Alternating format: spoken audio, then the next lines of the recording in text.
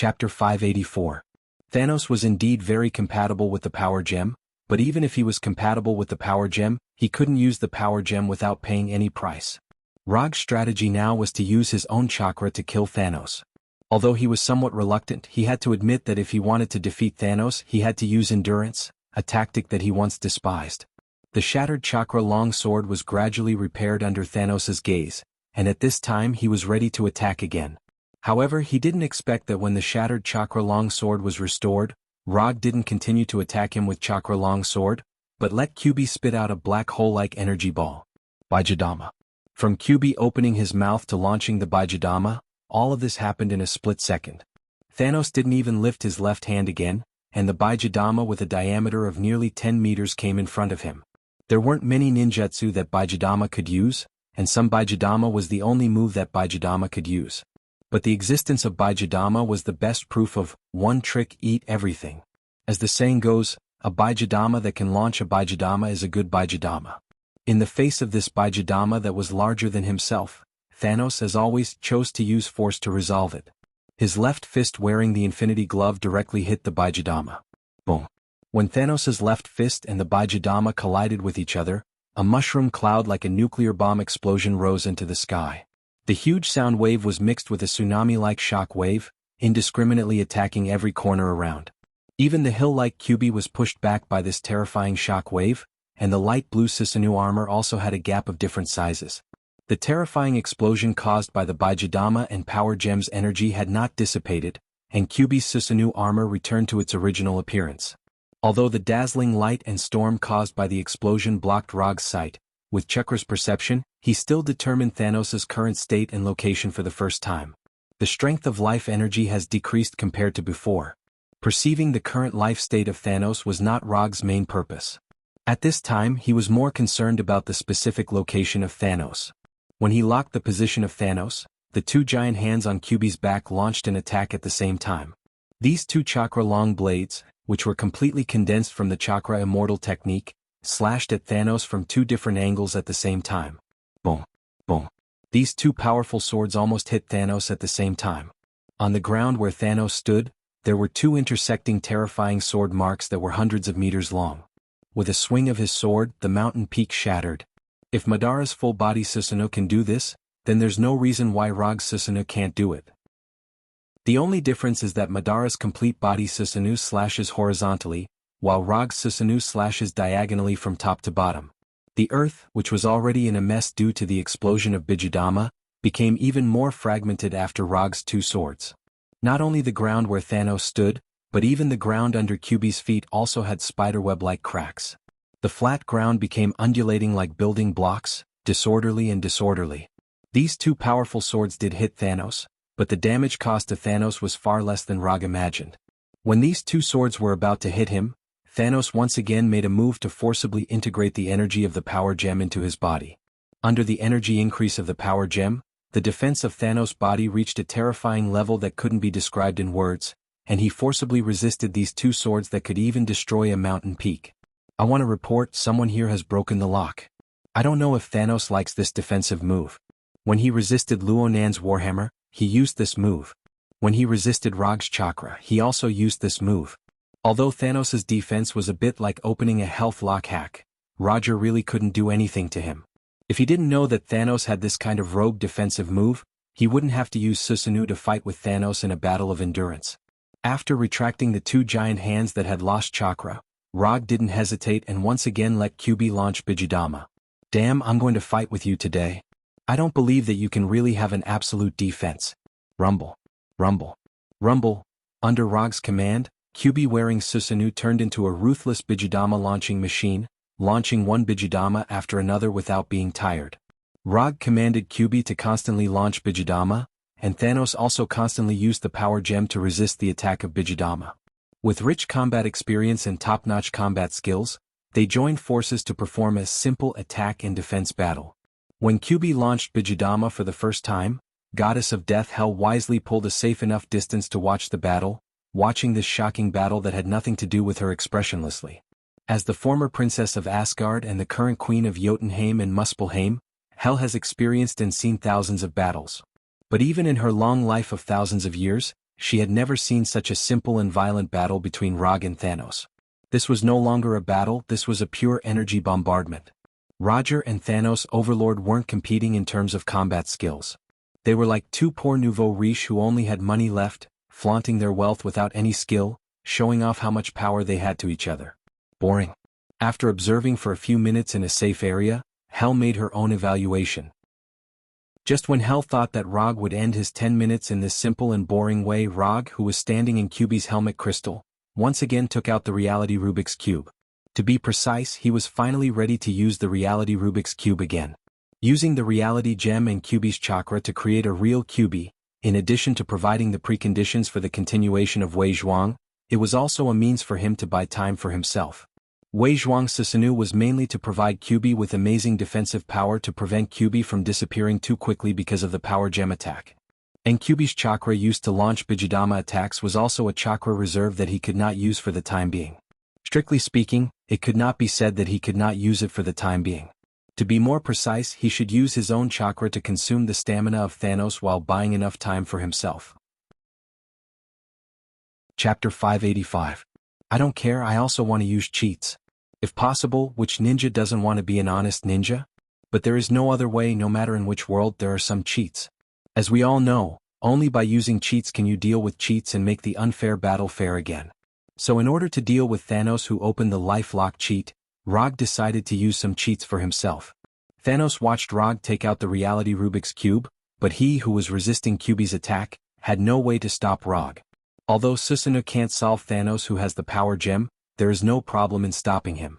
After taking out the reality Rubik's Cube again, Rog no longer controlled QB to fight, but let QB choose his own attack method. After giving QB the autonomy of the battle, he let chakra and Manjikyu Sharingan pour into the reality Rubik's Cube. With the influx of chakra and Manjikyu Sharingan, visible cracks appeared on the smooth and transparent glass-like surface of the reality Rubik's Cube. The reality Rubik's Cube was a seal made by the late Odin in order to let Rog use the reality gem better, which greatly reduced the difficulty of him using the reality gem. Now Rog intends to take the initiative to remove the seal made by Odin. Simply using the reality gem through the reality Rubik's Cube can't compete with Thanos, who fully exerts the power of the power gem. Only by fully exerting the power of the reality gem can he defeat Thanos, who is incomparably compatible with the power gem. Bang! A few seconds later, the crisp sound of glass shattering could be heard. Without the restraint of the reality Rubik's Cube, the reality gem once again showed an irregular fluid-like shape, instantly filling the pentagonal crystal on QB's helmet, making the original light blue transparent crystal dark red. Although Thanos didn't know what Rog was planning, when he saw the reality gem turned into a liquid form and instantly filled all the space of the crystal, and completely engulfed Rog, he instinctively noticed the dangerous atmosphere. At their level of strength, even if they don't match the Infinity Stone, they will not completely lose control of the Infinity Stone. As for those who touch the Infinity Stone and die or are exiled to other places, it will never happen to them. Since it is not the backlash and loss of control of the Infinity Stone, there is only one reasonable explanation left. Rog took the initiative to let the liquid reality gem engulf him. Although the number of times he fought with Rog was not much, Thanos Overlord could be 100% sure that Rog was definitely not the kind of person who would do useless work in a battle. He was planning something very dangerous. After using the energy of the power gem to offset the Bijidama launched by QB again, Thanos Overlord decisively ended the energy exchange with QB. Relying on his incomparably strong physical fitness, he disappeared from QB's sight. The sudden disappearance of Thanos made Nine Tails, who only had the instinct of a beast, stunned. With Nine Tails' current IQ, it was unable to respond quickly. Thanos disappeared and QB also stopped attacking. The earth-shattering battle that had just been fought suddenly entered an awkward state. Rog, who was swallowed by the reality gem, didn't know what was happening outside. Now he couldn't even sense whether QB was still there or not. At this time, all his consciousness was occupied by the reality gem. When his consciousness was completely connected with the reality gem, he felt a strange feeling as if he had opened the door to a new world. This feeling was similar to the first time he sensed the existence of the multiverse in Kamartaj. It was a strange feeling between reality and illusion, ignoring time and space. This was a feeling that was difficult to describe in words. If he had to describe it, completely intoxicated might be the most suitable description. In this strange feeling that seemed to be completely intoxicated, Rog put his consciousness together little by little like a jigsaw puzzle. When his consciousness was completely complete, he finally remembered what he was going to do next. Since he had the bloodline limit of would release, he had a dream. That is, in this world, to use the strongest ninjutsu of would release, immortal art, would release, thousands of hands, Buddha on top. Although he has been working very hard and has not slackened the practice of would release, but because of objective factors such as the amount of chakra and his own aptitude, he has never been able to fulfill this dream. But now, at this critical moment in the battle with Thanos who had the power gem, he intends to use the reality gem to fulfill his dream. As his consciousness began to return to his body, the reality gem in the liquid form also poured into his body like natural energy. When the reality gem in the liquid form all entered his body, Rog in the pentagonal crystal reopened his eyes. From the looks of it, there was not much difference between him and before. But as long as you sense the amount of chakra in his body, you can clearly feel his changes. In the normal state, his chakra amount is 0. 85 column. Of which 0. 5 column is his own chakra and the other 0. 35 column is the nine-tailed chakra that he can borrow. When using the Sage mode, he needs to integrate natural energy on the basis of his own chakra, and let the physical energy and spiritual energy in the ordinary chakra and the absorbed natural energy maintain a balance, that is, each account for 1/3. So in the Sage mode, his chakra amount is lower than normal, that is, 0. 75 column. 0. 25 column of physical energy 0. 25 column of spiritual energy and 0. 25 column of natural energy. But now, he used the reality gem to modify the reality that he only had 0. 75 column of chakra in the Sage mode so that his immortal art chakra amount increased by 4 times, becoming a full 3 column of chakra amount. Since Thanos can use the power gem to add an absolute defense blood lock hack to himself, then Rog can certainly use the reality gem to add an infinite mana hack to himself. In addition to using the reality gem to open an infinite mana hack, he also made some small changes to his Manjikyu Sharingan. To be precise, he changed his Manjikyu Sharingan's right eye. At this time, his right eye is no longer blood red, Manjikyu Sharingan with triangular dart pattern, but purple Rinnegan with circles. If Susanoo can't defeat Thanos who has the power gem, then let Thanos taste the power of Rinnegan and would style's strongest ninjutsu immortal art, would style, True Thousand Hands, on the top. Chapter 586. A Manjikyu Sharingan and a Rinnegan. This is the strongest fighting posture Rog has set for himself at this time. Although the two Rinnegan are more symmetrical and more powerful. But considering the special situation of Thanos and the power gem in his hand, Rog still kept a Manjikyu Sharingan for himself as a backup. Using the reality gem to enhance his chakra and evolve a temporary Rinnegan for himself, Rog broke the pentagonal crystal in Kyuubi's helmet and flew out of it. Then he removed the Susanoo armor on Kyuubi and let Kyuubi return to his original appearance. Kyuubi's task has been completed, and he intends to fight the next battle himself. When removing the Susanoo armor on Kyuubi, Rog also removed the forced taming of Kyuubi by the Sharingan and returned freedom to Kyuubi. At this time, although Kyuubi only has the instinctive consciousness of a beast, he knows very well that Rog is not someone he can offend now. Almost at the moment when the suppression of the Sharingan disappeared, Kyuubi did not hesitate. He did not look at Rog floating above his head and turned to run. Rog did not stop Kyuubi's escape and let him leave the battlefield that did not belong to him. If it was on Earth, he would not dare to let Kyuubi leave like this. Although Kyuubi is a tailed beast made by the reality gem, his combat power is not worse than the real Kyuubi. If it is judged according to the standards of the Earth, Kyuubi is now a fox-shaped self-propelled large-yield renewable supernuclear bomb. If he is allowed to leave, who knows what kind of disaster he will cause on Earth. But this is not the Earth and there are only 4 living people here. That's right, there were 4 of them, not 3. Gamora, Thanos' adopted daughter, is still on Titan Star, but Thanos does not know this. After letting Kyuubi pursue his temporary freedom, Rog quickly confirmed the location of Thanos with chakra perception. After disappearing from Kyuubi's eyes, Thanos did not leave the battlefield too far. In other words, he had no intention of leaving the battlefield. In a ruin that had completely lost its original appearance, Roger saw Thanos with an indifferent expression, sitting leisurely on a broken stone pillar that had fallen to the ground. Although he was just casually sitting on the stone pillar, Thanos' overlord still gave people a very oppressive feeling at this time. That feeling was like an ever-victorious general waiting for his next opponent to take the initiative to come to him.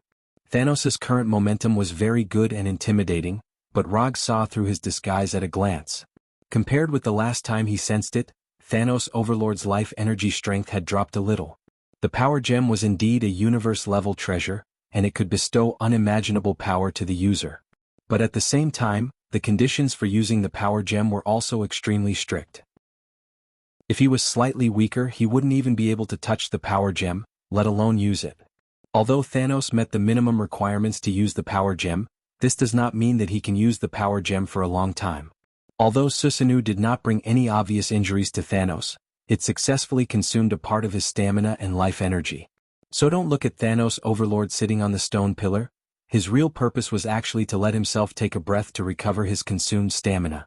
After flying to a distance of only a few dozen meters away from Thanos' Overlord, Rog stretched out his left hand and aimed his palm at Thanos' Overlord sitting on the stone pillar. Bansho Tenin. Since he got himself a Rinnegan, he will not forget to add a few additional Rinnegan-exclusive ninjutsu for himself.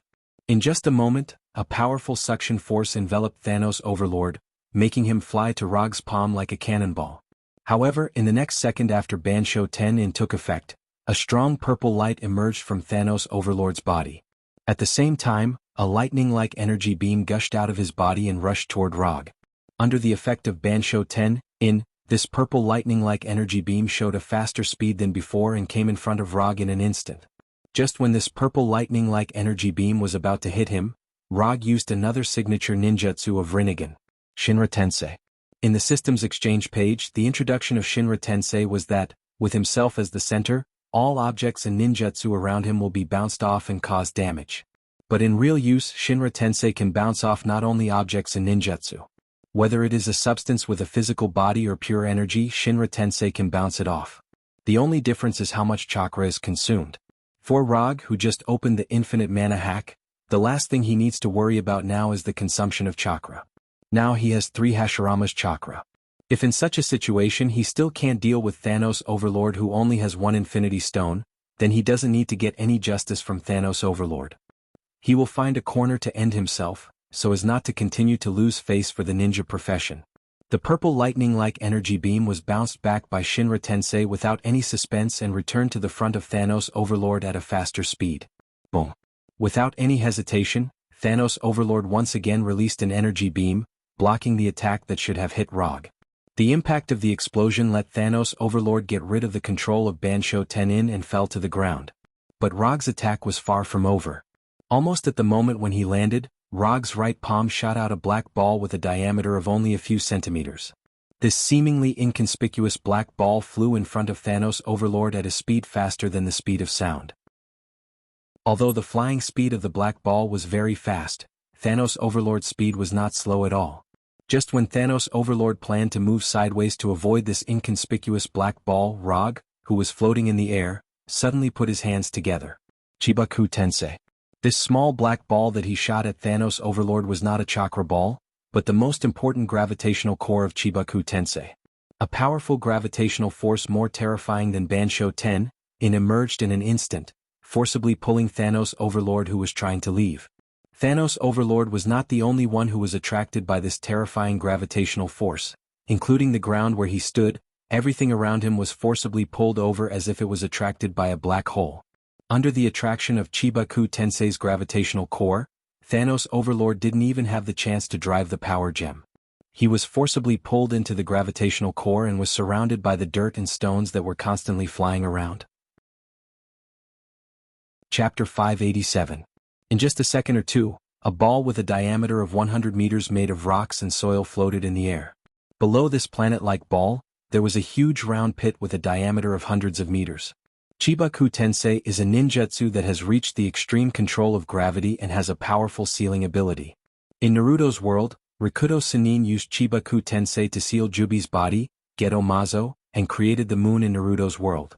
At this time, although Rog couldn't create the moon like Rikudo Sannin, it wasn't difficult to use it to seal and restrict Thanos with the power gem. After using Chibaku Tensei to temporarily seal Thanos, Rog didn't stop there and continued to madly mobilize the Senjutsu chakra in his body. With the power gem in hand, Thanos would be able to escape from Chibaku Tensei sooner or later. The only problem was how much time it would take. Taking advantage of the precious time when Thanos was trapped by Chibaku Tensei, Rog used the Senjutsu Mokuton, True Thousand Hands, Buddha on top that he wanted to use for a long time, but he never had the conditions to use it. Rog, who was floating in the air, suddenly put his hands together, and a wooden man sitting cross-legged with a wooden dragon wrapped around his body emerged from the broken ground. When the head of the wooden man just reached his feet, Rog ended the floating and stood directly on the head of the wooden man, further increasing the output of Senjutsu chakra. Senjutsu Mokutan, True Thousand Hands, Buddha on top. This slightly long name has already reflected the characteristics of this strongest ninjutsu of wood release. To successfully use this ninjutsu, the first thing to do is to summon the huge Buddha with 1,000 hands, which is to complete the True Thousand Hands part of the ninjutsu. After summoning this huge Buddha with 1,000 hands, the final Buddha on top can be used, that is, to control these 1,000 wooden giant hands to smash the enemy.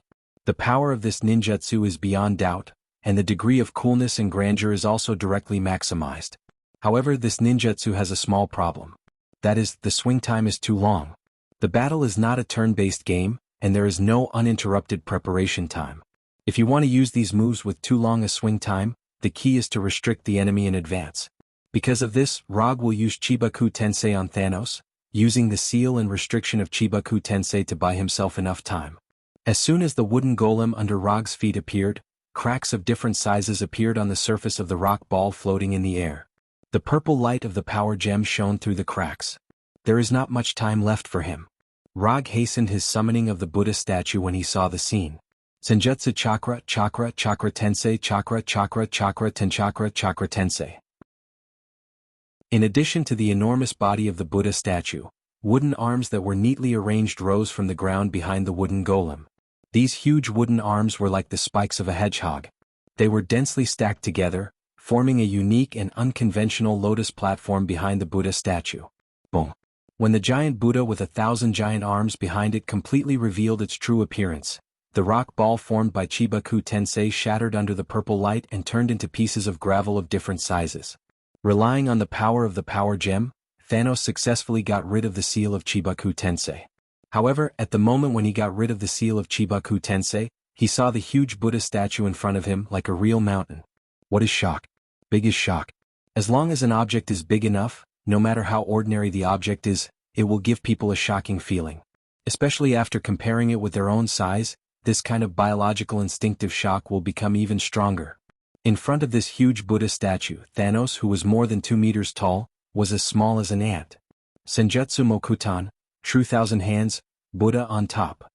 Rog didn't pay attention to Thanos' shock. At the moment when Thanos landed, he said word by word with an unprecedented serious tone. In the past, he always felt that shouting the name of a move in a battle was a very Chinibu thing. But when he summoned this huge Buddha statue with 1,000 hands and stood on the head of the Buddha statue looking down at Thanos on the ground, he instinctively shouted it. Under the gaze of Thanos, the giant wooden arms behind the Buddha statue came alive in an instant, like meteorites falling from the sky, attacking him fiercely. Is this a ninja from Earth? Looking at these huge fists that occupied his entire line of sight, Thanos silently sighed in his heart. Although he didn't know why a monster like Rog appeared on Earth, Thanos still didn't have the idea of waiting for death at this time. I'm Tianming, I won't lose to anyone. Especially people from the backward planet Earth. When these meteorite-like huge fists came towards him, Thanos, who never admitted defeat, made the craziest move so far. Whether it was using the power gem with the help of the Infinity Gloves or introducing the energy of the power gem into his body, Thanos always controlled the energy output of the power gem and controlled the energy at the stage he could bear. However, now he no longer considered his own safety and fully activated the power gem. The fists on top of the Buddha statue fell on his body one by one. Then one by one they shattered and broke. The huge impact brought by the Buddha statue's fist disappeared the moment it hit Thanos' body. Immovable like a mountain. At this time, Thanos seemed to have completely activated his absolute defense, and he was motionless under the bombardment of these giant fists. When the first fist of the Buddha statue hit Thanos, Rog felt that something was wrong. He felt that what he was attacking now was not Thanos but a living power gem. Is this fused into one? Although there was now a liquid form reality gem in his body, he still showed an incredible look. He integrated the reality gem into his body just to better use the power of the reality gem and improve the compatibility between himself and the reality gem. But what Thanos did at this time was completely different from him. The power gem was still quietly staying on the Infinity Gloves, but in Roger's perception, the life energy signal of Thanos' Overlord and the energy signal of the Power Gem had completely merged into one, becoming an inseparable whole. Chapter 588. How did he do it? Rog is also a person who knows more about Infinity Stones, but he still doesn't understand how Thanos did it. This is no longer a matter of using the power of Infinity Stones. Thanos' situation reminded him of the so-called perfect Jinchuriki. It's a bit difficult to deal with. Before the battle, Rog anticipated many situations, but he did not expect that Thanos would be integrated with the Power Stone. Thanos' move not only completely disrupted his plan, but also resolved most of the power of above-the-top Buddha. Although there are many fists that can be controlled by above-the-top Buddha, the power of each fist is similar, and there is no particularly obvious difference. If the fist in front can't cause enough damage to Thanos, then the fists in the back can't cause fatal damage to him. Is this all the big move that I've worked so hard to prepare? No, Rog will never let his efforts be wasted like this. After confirming that above-the-top Buddha's giant fist could not cause damage to the current Thanos, he decisively stopped the attack. In the past few seconds, above-the-top Buddha had thrown hundreds of punches, using about 1/10 of his arm. When the arm behind the Buddha statue reformed into the shape of a lotus throne, it could be clearly seen that the front layer had a fracture, making the originally majestic and shocking Buddha statue show some sense of fragmentation. Although Rog stopped attacking, he did not end above-the-top Buddha's form and still maintained a posture that could launch an attack at any time. At this time he was like a loaded pistol waiting for the right time to shoot. Thanos, who had neither injuries nor purple light on his body, looked up at Rog. After that, he did not do anything and just stood there silently. What does he want to do? Looking down at this somewhat abnormal Thanos, Rog frowned. According to common sense, Thanos should seize the opportunity to attack him now. But obviously, Thanos did not show any signs of launching an attack. Is it a big move? Not likely. Did he lose control? Not likely. Time passed little by little, and a strange silence appeared on the battlefield that had just been in full swing. Thanos did not attack Rog, and Rog did not want to waste his Buddha transformation. Just a moment ago they were still fighting ferociously, but at this moment, it was as if someone had suddenly pressed the stop button.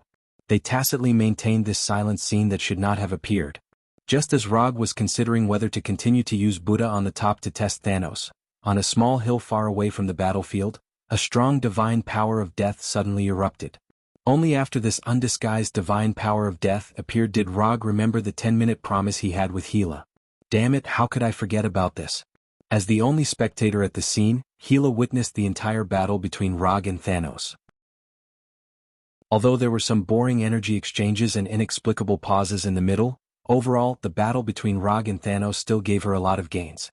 In particular, Rog's immortal technique, would release True Thousand Hands Buddha on the top, directly refreshed her evaluation of Rog in her heart. She knew that Rog was not weak, but she did not expect that Rog had such a powerful move hidden. More importantly, this reminded her of the scene when Rog used Tsukuyomi to deal with her. It was a mental attack that lasted for half a year. Rog hung her on that damn cross for half a year. It wasn't that Gila couldn't accept the fact that she had lost to Rog. She just felt that Rog didn't seem to have used all his strength back then. Compared to Tsukuyomi's mental attack, Buddha on the top was clearly more like Rog's trump card. However, Gila would never have thought that it wasn't that Rog didn't want to use Buddha on the top, but that he couldn't use it at all. Even now, if he hadn't used the reality gem, he wouldn't have been able to use it. Gila didn't know this. Therefore, her understanding became that in Rog's evaluation standards, Thanos was in existence stronger than her. For a queen, especially a queen who was full of confidence in her own strength, one of the things Gila hated the most was being thought that she was inferior to others. Although Rog didn't say anything and he didn't have such thoughts at all, he couldn't stop Gila from thinking so. Therefore, when the agreed 10 minutes were over, Gila immediately unleashed a terrifying divine power of death, announcing her existence to Rog and Thanos. After Gila released her divine power of death in such a provocative way, Rog knew that his time alone with Thanos was over. Not only that, but Gila's actions also made him instinctively sense a trace of threat. This feeling was as if he had suddenly been targeted by a powerful and deadly beast. Before he could think further, Gila, who was at the edge of the battlefield, disappeared. In just an instant, Gila crossed a distance of thousands of meters and flashed near Thanos. Until now, Thanos was still as motionless as a mountain, as if he didn't notice Gila's arrival at all.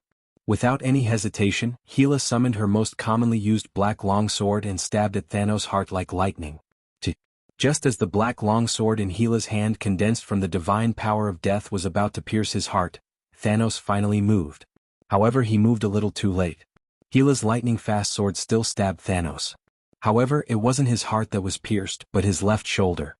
Because of time, Thanos didn't completely avoid Gila's sword and only slightly reduced the power of the sword, making the injured part from the heart to the shoulder. Although it didn't pierce Thanos' heart as expected, after hitting Thanos, Gila didn't have any thoughts of fighting and decisively retreated.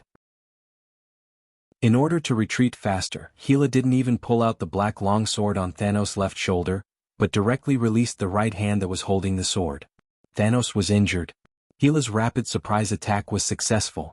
This didn't seem to be a problem, but whether it was Rog or Gila, they both showed a dignified look at this time. Something's wrong. Something's very wrong. Rog and Gila were no strangers to Thanos' amazing defensive ability. That was the absolute defense, that even Might Suit, Susanoo and Buddha on the top could not break. However, now this absolute defense on Thanos' body disappeared. Whether it was their own rich combat experience or the body's combat instinct, they were all reminding them that the current Thanos was very problematic. Chapter 589. Although he didn't know why Thanos lost its absolute defense, this seemed to be a good thing for Rog, who had been in a loaded state. After Gila chose to retreat without hesitation, Rog decisively activated Buddha on the top, which was in a resting state. Yula Yula Yula Yula Yula. The giant fists of the Buddha statue were like a meteor shower as they smashed into Thanos. Boom boom boom boom boom. Terrifying nuclear explosions rang out one after another, and mushroom clouds rose into the air like balls of light. In an instant, the Buddha statue threw out hundreds of punches, causing the already ravaged earth to become even more fragmented. The earth shook violently, and a hurricane-like shockwave swept through everything in the surroundings, regardless of friend or foe. Gravel and soil fell from the sky like raindrops. According to the agreement, he should have given the task of attacking Thanos to Gila. However, after discovering that the state of Thanos was somewhat wrong, he decided to temporarily put aside the agreement between himself and Gila. Thanos must die. Moreover, he had to die in his hands. Although killing Thanos with his own hands was not a mandatory task required by the system, as a transmigrator, Rog could not give this opportunity to others. This was an achievement that every transmigrator who had transmigrated to this world yearned to achieve. Rog was no exception. The giant fist of the Buddha statue was like a bullet fired from a Gatling gun, constantly smashing on Thanos' body. The light blue mixed with a hint of purple explosive light shrouded the entire sky, becoming the only light at this time. After activating Buddha on the top and throwing hundreds of punches, Roger stopped this extremely violent and terrifying physical attack and resensed the life signal of Thanos. Just like before, there was still only one signal he could perceive. The life energy signal of Thanos was still integrated with the energy signal of the power gem. Although the number of energy signals did not change, the intensity of the energy was obviously different. If the energy intensity that Rog perceived from Thanos before was like the sun, then the energy intensity that he now perceived was like the moon. The two were not on the same order of magnitude. What's wrong with this guy? If it wasn't for the fact that Thanos Overlord never left his sight, Rog would have suspected that Thanos Overlord had changed from a king player to a bronze player. When the dust from the explosion gradually dissipated, Thanos' figure reappeared in his and Gila's line of sight. After seeing Thanos' appearance at this time, both of them showed a surprised look. The originally domineering Thanos at this time was lying on the broken ground with a weak face. His body was covered with blood and he was gasping for breath. What was even more surprising was that Thanos' right arm and right leg had disappeared. Thanos, who had lost his right arm and right leg, showed an unprecedented state of weakness, and completely lost the momentum that the Universe Emperor should have. Although he saw it with his own eyes, Rog still couldn't accept that this was the domineering Thanos just now. What was wrong with him? Is this still Thanos? Not only was Rog unable to accept this, but even Gila could not believe what she was seeing. Thanos had proven his strength with practical actions, but now, if it was at any other time, Rog might be happy to see Thanos' miserable appearance. However, now it made him feel like his enjoyment was forcibly interrupted. This is not the ending I want. Thanos should not be defeated in such a funny way. Rog could accept his own failure, but he couldn't accept this inexplicable victory, and accept this victory that seemed like charity. *CK. Feeling the life aura of the Thanos getting weaker and weaker, Roger burst out a curse. Thanos lost in a way that no one thought of. Looking at Thanos, who had lost his fighting ability and was getting closer and closer to death, Rog's face was gloomy as he removed Sage Mode and stopped controlling the Buddha statue. Such an ending for you and me is a shame. Flying from the top of the Buddha statue to the front of Thanos, Rog said in a complicated tone. Thanos wanted to say something, but he struggled to say a few words, but he didn't even say a complete sentence. If there is a chance in the future, let's have a good fight again. Looking at Thanos' eyes that gradually lost their light, Rog summoned the Kusanagi sword and walked step by step to the front of Thanos. Rest assured, go. As soon as the voice fell, the silver-white Kusanagi sword was inserted straight into Thanos' forehead, completely ending Thanos' life. At the moment when the Kusanagi sword pierced Thanos' head, Rog raised his head and closed his eyes, standing in place without saying a word. After 10 seconds, he pulled out the Kusanagi sword and took off the Infinity Glove on Thanos' left hand. He threw the cracked Infinity Glove and the Kusanagi sword into the summon scroll. After Rog, who had his back facing Thanos, walked more than 10 meters away, he silently cast an Earth Release ninjutsu. Earth Release, Underworld Swamp. Thanos' body was slowly swallowed by the dark brown swamp under him. After a few seconds, it was completely integrated into the swamp and integrated with the Earth of Titan Star.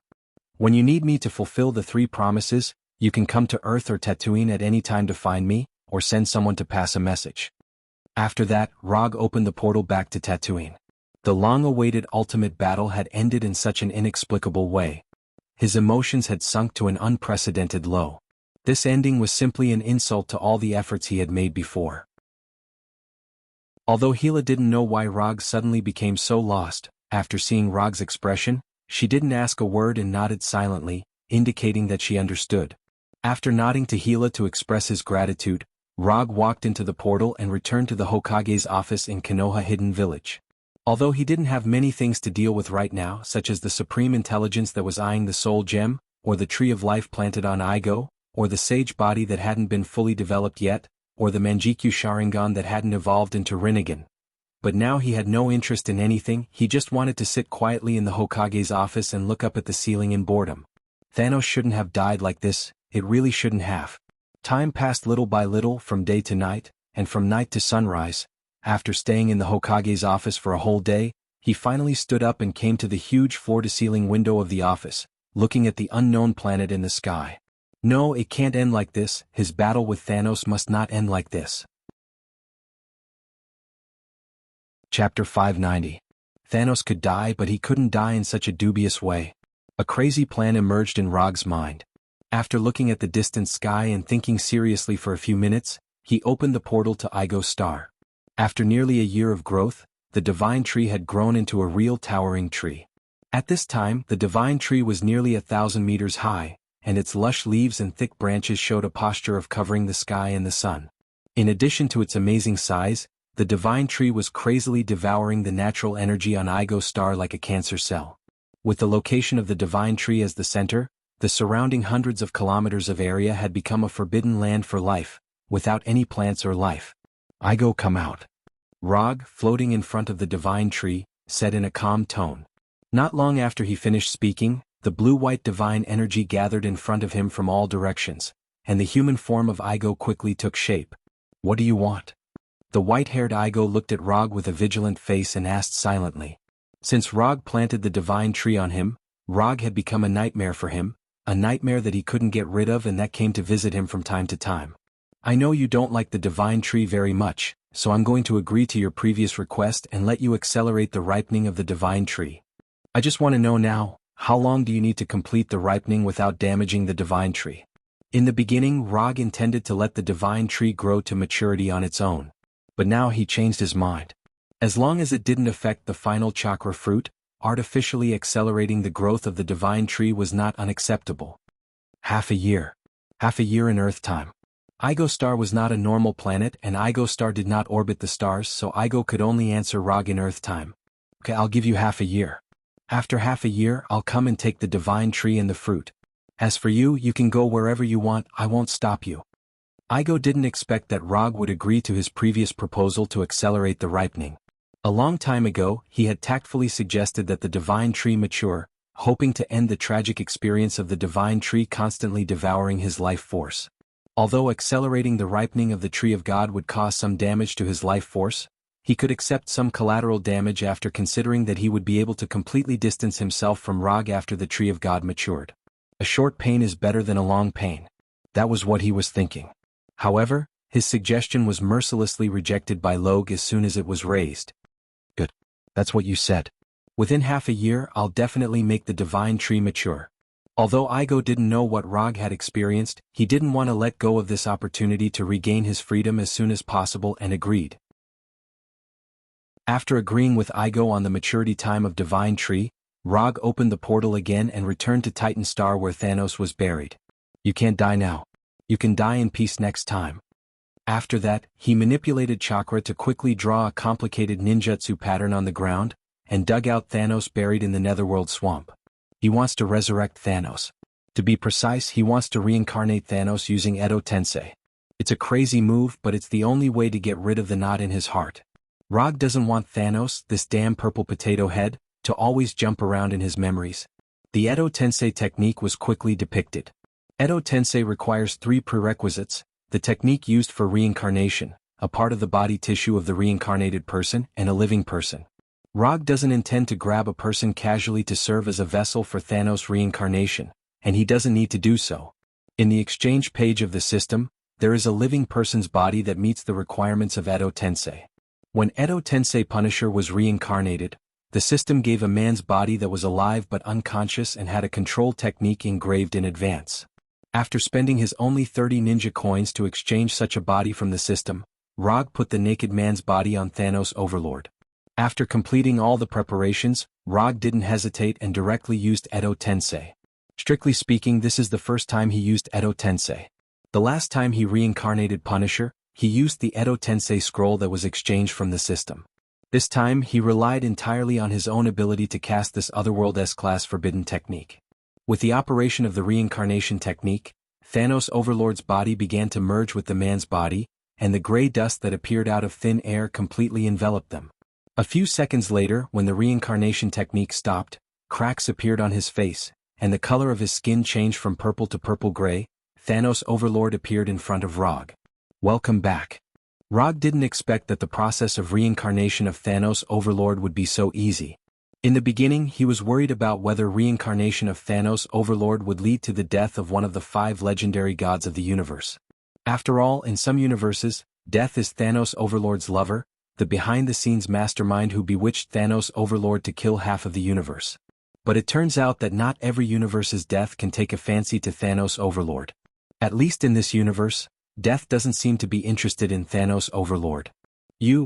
Although Thanos' Overlord was reincarnated by Edo Tensei, he obviously hasn't fully reacted and looked at Rog in front of him with some confusion. You died and I resurrected you again. Although you may not like this resurrection method, this is the only resurrection method I have mastered at the moment, so you can make do with it. Seeing that Thanos' Overlord was resurrected, Rog's face couldn't help but show a trace of excitement. After hearing Rog's reminder, Thanos' Overlord finally remembered something and felt his strange body with a dignified expression. After confirming the Edo Tensei's body in detail, Thanos' Overlord said again, "What do you want to do?" "I want to have a fair fight with you, a fair fight without relying on Infinity Stones. No Infinity Stones, no helpers, just the 2 of us. Let's fight with our own abilities regardless of life and death," Rog said very seriously. He couldn't accept the kind of victory that seemed to come from charity.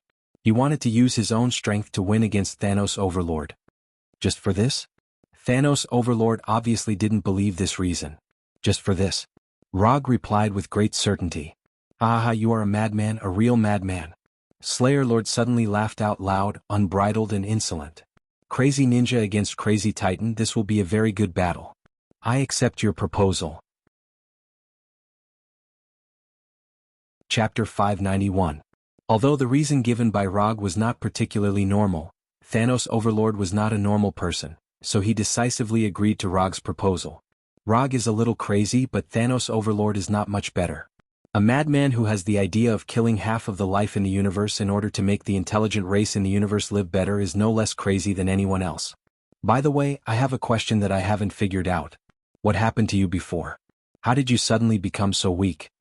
Since the end of the battle, Rog has been thinking about this issue. He couldn't understand how Thanos' Overlord, who was not like a normal creature before,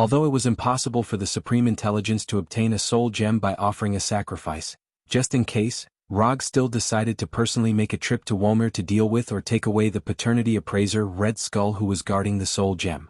Just as he was heading towards Womer on the Golden Jack, a group of Carry Empire troops had already appeared on Womer, which was a place where humans were rarely seen. After Rog and Thanos Overlord both left Hala, Supreme Wisdom immediately sent the Carry army to Womer in an attempt to take the soul gem into their pocket. Because of the distance, it took a whole day for the Carry army, which was tasked with bringing back the soul gem, to arrive at Womer from Hala. At this time, the treasure-hunting team composed of 3 Carry Empire battleships had just arrived at the mountain peak where the soul gem altar was located. Chapter 592. Red Skull, the guardian of the soul gem, was now floating on the edge of the semicircular altar, overlooking the Carry Empire army at the foot of the mountain. Looking at this fully armed and high-morale army, he couldn't help but recall his own Hydra army at that time. Thinking of this, he sighed silently. Back in the day he was considered a big shot on Earth. He had almost achieved his great dream of ruling Earth. At that time he had people, money, and the Tesseract that was said to have unlimited energy. However, all of this was ruined by the man wearing a tight uniform and holding a round shield. If it weren't for that man, he wouldn't have been exiled to this godforsaken place by the Tesseract, and he wouldn't have been cursed by the soul gem and become like this. I want to go back to Earth. I want to eat Frankfurter again, I want to drink Bavarian white beer again, I want to drink pea soup again. At this time, Red Skull completely ignored the Carry Empire soldiers who were going up the mountain. His mind was full of his favorite German food. As a notorious ambitious man, Red Skull's ambition was once very big. But after being exiled to this damned place and being restricted to the vicinity of the altar, his ambition became the same as those who tried to search for the soul gems. He became a corpse buried in the ground. Now he has completely lost the idea of conquering the world. Compared to conquering the world, he wants to have a good German lunch, preferably the kind with unlimited supply of sausages and beer. He wants to eat the traditional German food that he once disdained and even regarded as a waste of time. It didn't take long for these Carry soldiers, who were armed with advanced energy guns of the Carry Empire, to come to the side of this not too wide altar. Because of the size of the altar, these Carry soldiers can't even reach the top of the mountain. Only the first few dozen people are qualified to set foot on the top of the mountain where the altar is located. If you want to get the soul gem, you need to sacrifice your true love. As long as you can push your true love off the altar with your own hands, you can get the soul gem. Red Skull ignored the energy guns behind him that were aiming at him and said silently without looking back. Explaining the method of obtaining the soul gem to those who were heading to the altar was a curse given to him by the soul gem.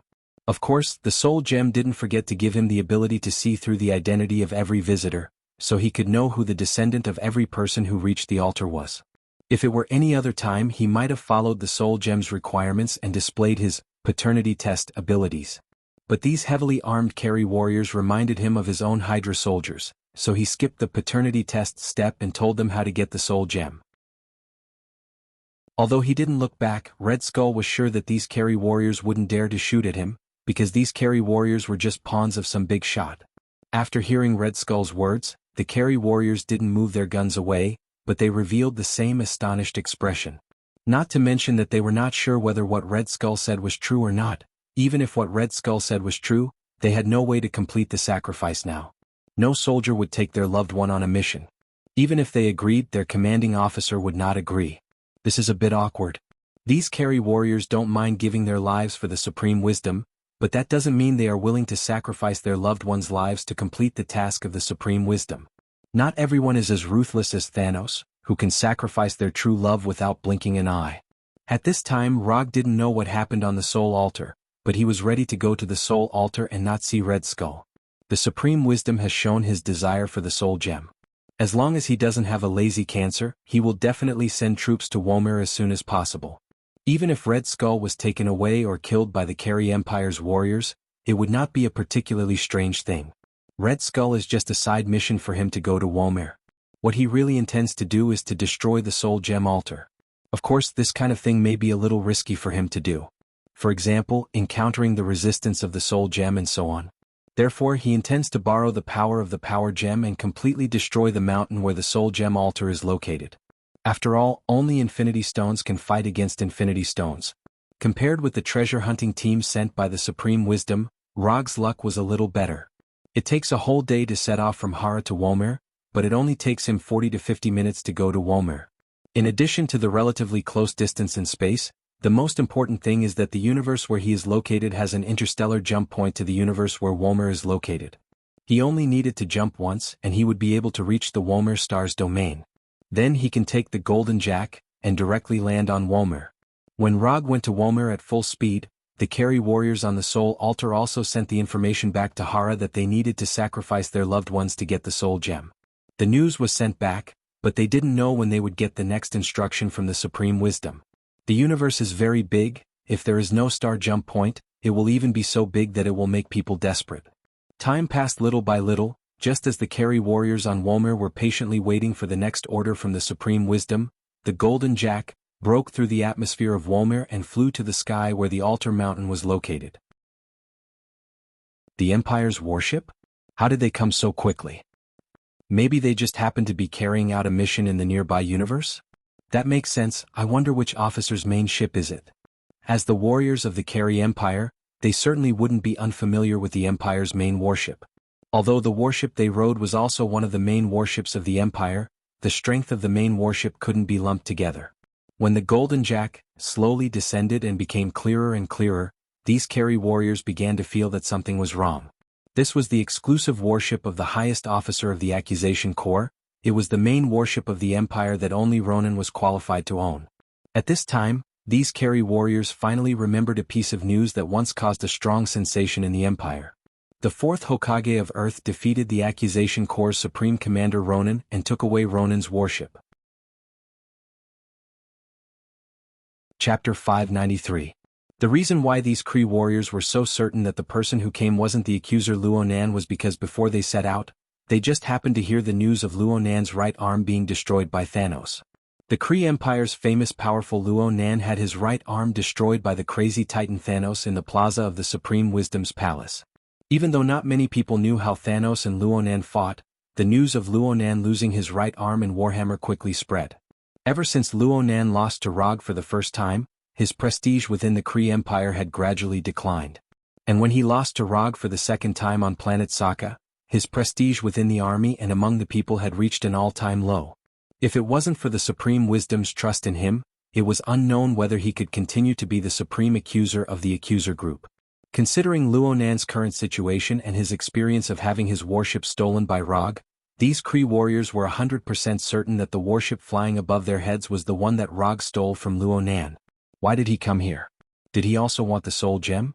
Right when these Kree warriors raised their heads to look at the Golden Jack in the sky with vigilance, Rog sat in the captain's seat in the main control room and calmly gave the order to attack. Even though there were many Kree warriors on the mountain peak, they weren't the primary targets of the Golden Jack. What the Golden Jack was attacking right now was the 3 Kree Empire warships that sent them over. Boom boom boom boom. Under the gaze of these Kree warriors, the Golden Jack fired all kinds of colored energy rays and solid artillery shells. It was like a goddess scattering flowers as it vented its attack on the 3 warships that only had basic operators left. Even though they were all part of the Kree Empire's main fighting force, the Golden Jack used its actions to prove the difference between the main forces. Under the powerful cannon fire of the Golden Jack, the 3 Kree Empire warships couldn't even put up a decent defense. Accompanied by the dazzling explosion, they quickly fell from the sky while emitting black smoke. The primary target has been destroyed. Do you wish to begin attacking the secondary target? The mechanical voice of Sparrow echoed mercilessly in the main control room. Attack. Although there were hundreds of Mikri warriors on the altar, they only had individual weapons. There was no way they could deal any fatal damage to the Golden Jack. This was also the main reason why they were only secondary targets and not primary targets. Through the huge display screen in the main control room, Rog could clearly see Red Skull in a tattered black cloak floating on the edge of the altar. He was not worried that Red Skull would die under the gunfire of the Golden Jack. In the past, Red Skull might not have been able to withstand such a bombardment, but the current Red Skull could definitely withstand it. Now Red Skull is the guardian of the Soul Gem. Although the Soul Gem does not give him strong combat power, it is not a simple matter to kill him under the protection of the Soul Gem. Boom boom boom boom boom. The mountain where the Soul Gem altar was located was not very tall and majestic in the first place.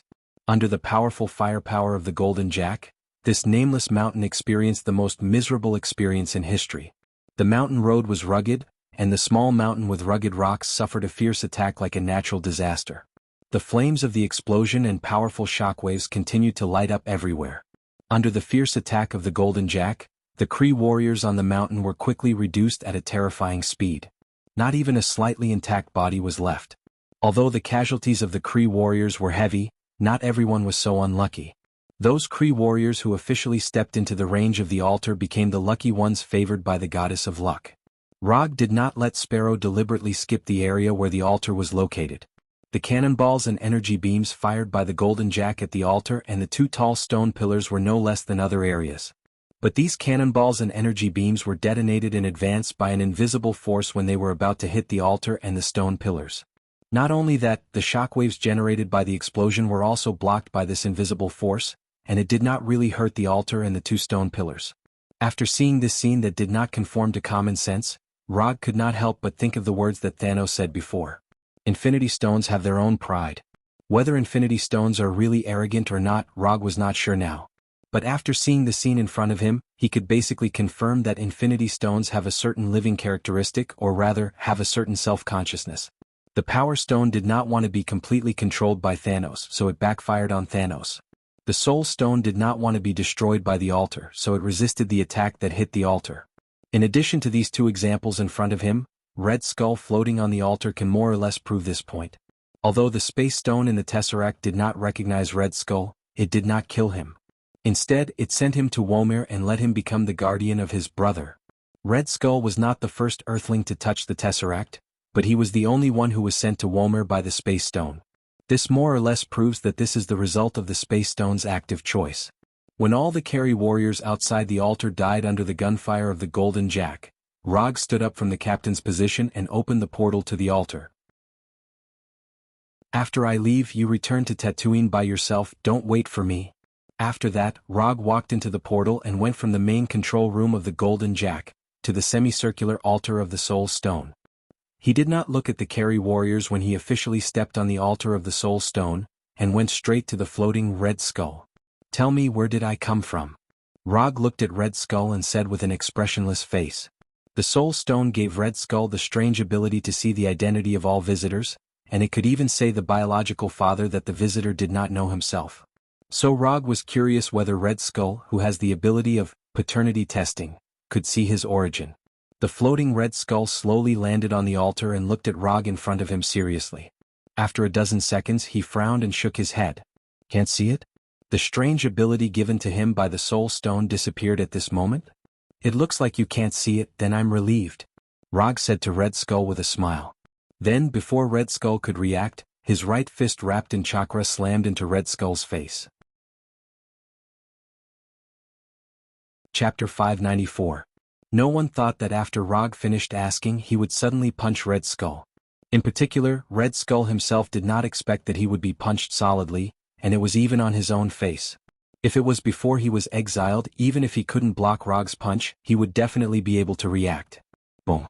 Red Skull, like a baseball hit by a bat, drew a beautiful arc in the air and slammed into the circular altar at the foot of the mountain from the edge of the semicircular altar. The huge impact made Red Skull hit a conspicuous crater in the circular altar at the foot of the mountain. If it weren't for the soul gem giving him some strengthening, Rog's punch would have killed him directly. After punching Red Skull down the altar, Rog looked back at the vigilant and puzzled Carry warriors. Shadow Clone. Rog didn't intend to kill these Carry warriors himself. He summoned a Shadow Clone and gave the task of killing these Carry warriors to the Shadow Clone. Later, under the gaze of these Carry warriors, he used the super light rock technique and slowly floated down the altar and came to Red Skull again.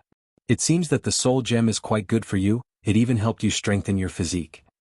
Although the main power of the soul gem is concentrated in the soul domain, as a universal treasure, the soul gem does not lack the ability to strengthen others. The strength of the soul will definitely bring about the strengthening of the body. This is a very simple truth. A fragile body can't support a strong soul. Who are you? The last time he was beaten up was more than 70 years ago. Roger's punch made Red Skull feel pain that he had not felt for a long time, and it also aroused his dissatisfaction. Although he has become like this, Red Skull used to be the leader of Hydra. The experience of exile may have changed some of his ideas, but it could not completely erase the pride in his heart. It doesn't matter who I am. What matters is that I want to teach you a good lesson. As soon as his voice fell, Rog launched another attack on Red Skull lying on the ground. From the perspective of the people on Earth, Red Skull was definitely not weak. After all, he was a man who could compete with Rogers of the American team. Unfortunately, the enemy he was facing now was Rog, who was known to be powerful in the universe. Rog didn't need to use any ninjutsu at all, he didn't even need to use any profound taijutsu. Just by using his own physical strength he could completely crush Red Skull. Under his attack, Red Skull couldn't even make a decent defense and became a human sandbag under his fist, bearing his storm-like punches and kicks. After abusing Red Skull for 5 or 6 minutes, Roger stopped this one-sided overwhelming attack and lifted Red Skull, who was unable to move. There are 2 reasons why I hit you. The first is because the Hydra you established has caused me a lot of trouble. Although it's all small trouble, it's very annoying. As for the second reason, it's very simple, because you're ugly. The former leader of Hydra and now the guardian of the Soul Gem at this time, was lifted by Rog like a defenseless baby, without the previous superior demeanor. You're stronger than me. Whatever you say. Although he was hurt by Rog, Red Skull knew very well that Rog did not kill him. Otherwise, the pain he was feeling right now wouldn't just be physical pain. Looking at Red Skull, who was resigned to his fate, Rog released his right hand and let him fall to the ground. What should be vented has been vented, then it's time for a pleasant cooperation, Rog said with a kind tone and a smile on his face. However, after hearing his words, Red Skull suddenly felt a chill all over her body and looked at him with vigilance. What do you want to do? Red Skull asked tentatively. Let me introduce myself first. My name is Rog. I'm a ninja. I have the small title of 4th Hokage in the outside world. Ninja is a profession that relies on performing other people's commissions to get paid. If you don't mind, I hope I can take a small commission from you. Even the well-informed Red Skull couldn't keep up with Rog's thoughts at this time. Especially when Rog said these words like a gentle and kind lawyer, he had an idea that Rog was schizophrenic. Just now he beat him like a barbarian, and now he told him that he wanted to take a commission from him. If it weren't for the fact that he couldn't beat him and couldn't escape, Red Skull would definitely choose to stay away from Rog. What commission do you want from me? Red Skull asked slowly, puzzled. It's very simple. You entrust me to take you back to the Earth. After returning to the Earth, you can give me some appropriate reward. Although most of your Hydra has been eliminated, there are still some stubborn loyalists left. I don't want much. After you return to the Earth, reorganize your Hydra, and then give me the funds, equipment and antique collections in Hydra. Of course, you can also simply understand it as buying your freedom with Hydra's money. At this moment, Rog was like a bewitching demon as he slowly spoke to Red Skull. That's it? It's that simple. It's a good deal for Red Skull to exchange Hydra's funds, equipment and other materials for his freedom. Although he didn't know what Rog was going to do, he decisively agreed to Rog's proposal. Sign this commission scroll and we will officially have a cooperative relationship. The reward is simple. Just write $1 billion first. As for the other things, a verbal agreement will do. I believe in your character. Rog didn't intend to let Red Skull's commission occupy the commission quota for too long, so the reward written on the scroll was much less than what they agreed on. Red Skull didn't speak. After taking the commission scroll from Rog, he quickly wrote it. Commission content. Bring Red Skull who is cursed by the Soul Gem back to the Earth. Commission status. Incomplete. Commission reward, 30 ninja coins. Red Skull's commission passed the system's judgment smoothly. Although the system only gave 30 ninja coins as a commission reward, this is acceptable for Rog who has 0 ninja coins. Anyway, this is just a commission. It's good enough to pass the system's judgment. Chapter 595. After closing the system's commission page, Rog took back the commission scroll that only had commemorative value left from Red Skull and threw it back into the psychic scroll. Just as he was about to take out the infinity glove from the psychic scroll, he suddenly stopped and frowned in serious thought. The soul gem was a gem with self-consciousness. Otherwise, it wouldn't have set the condition that one had to sacrifice one's true love to obtain it. Since it had consciousness, it meant that it could be communicated. With this in mind, Rog temporarily put aside the idea of using the strength gem to destroy the soul gem altar and smiled at Red Skull, who had just stood up. I'll accept your commission, but I have a small request. I hope you can help me with it? At this moment, although Rog looked amiable, Red Skull couldn't help but take a few steps back and ask warily, "Tell me what it is first and I'll consider agreeing to it." Red Skull had seen many strange people. To a certain extent he was a strange person himself. But from his point of view, Rog was the real strange person, a powerful and strange person with strange ideas. "It's very simple. I hope you can tell the soul gem that I want to meet it and have a good chat with it." "Chat with the soul gem? What does he want?" Red Skull once again showed a puzzled look. "I can't tell it. Although I'm its guardian, I've never seen it, much less communicated with it." After some thought, Red Skull slowly said, "You can do it. You can do it. You are the man chosen by it. You can definitely do it." Red Skull had never communicated with the soul gem before, but this didn't mean that he couldn't communicate with it. "I really don't." Before Red Skull could finish speaking, he saw Rog's left eye turn blood red. He saw the crazily spinning triangular dart pattern on the blood red eye. "Tsukuyami." Rog didn't give Red Skull a chance to continue speaking. He directly cast Tsukuyami on him and pulled his mind into the Tsukuyami world that he controlled. Red Skull didn't realize what had happened at all. When he reacted again, he had already appeared in the Tsukuyami world with the red moon hanging high in the sky. Unlike the previous experiencers, Red Skull was not hung on a cross, but sat on a classical and luxurious European-style high-back wooden chair. In front of him, there was a long table with some classic German sausages and bread. Of course, there was also the German beer that Red Skull had been longing for. Rog sat on the high-back chair opposite the long table. He supported his cheek with his right hand and said slowly, "You should be familiar with these German delicacies. Try them. The taste should be quite authentic. I have a few restaurants in New York that specialize in German cuisine. The chefs there are all from Germany. The raw materials used in every dish are also shipped over via international flights every day. It's all for the sake of creating the most authentic German flavor." At this time, Rog was like an old friend of Red Skull, recommending the German delicacies in front of him. Although Roger wasn't interested in doing business, he was still a human. Once he had a lot of money, he would have some inexplicable large expenses. Opening restaurants in New York from various countries was one of the ways he wasted his huge fortune. "Aren't you eating? I thought you would more or less miss the traditional delicacies of your hometown after leaving Earth for so many years." As he spoke, Rog picked up the silver fork on the plate, forked a German minced meat sausage and put it into his mouth. The taste wasn't bad. It was exactly the same as what the fat chef in the restaurant made. Although these foods weren't real, they could give the consumer an extremely realistic taste in Tsukuyami world.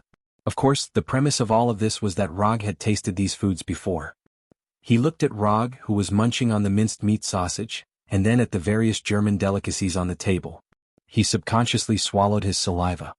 "Don't worry about the safety of the food. These aren't real food. They will only give you an extremely realistic taste buds." After finishing the minced meat sausage, Rog put down his fork and explained. He picked up a glass of Bavarian white beer to moisten his throat.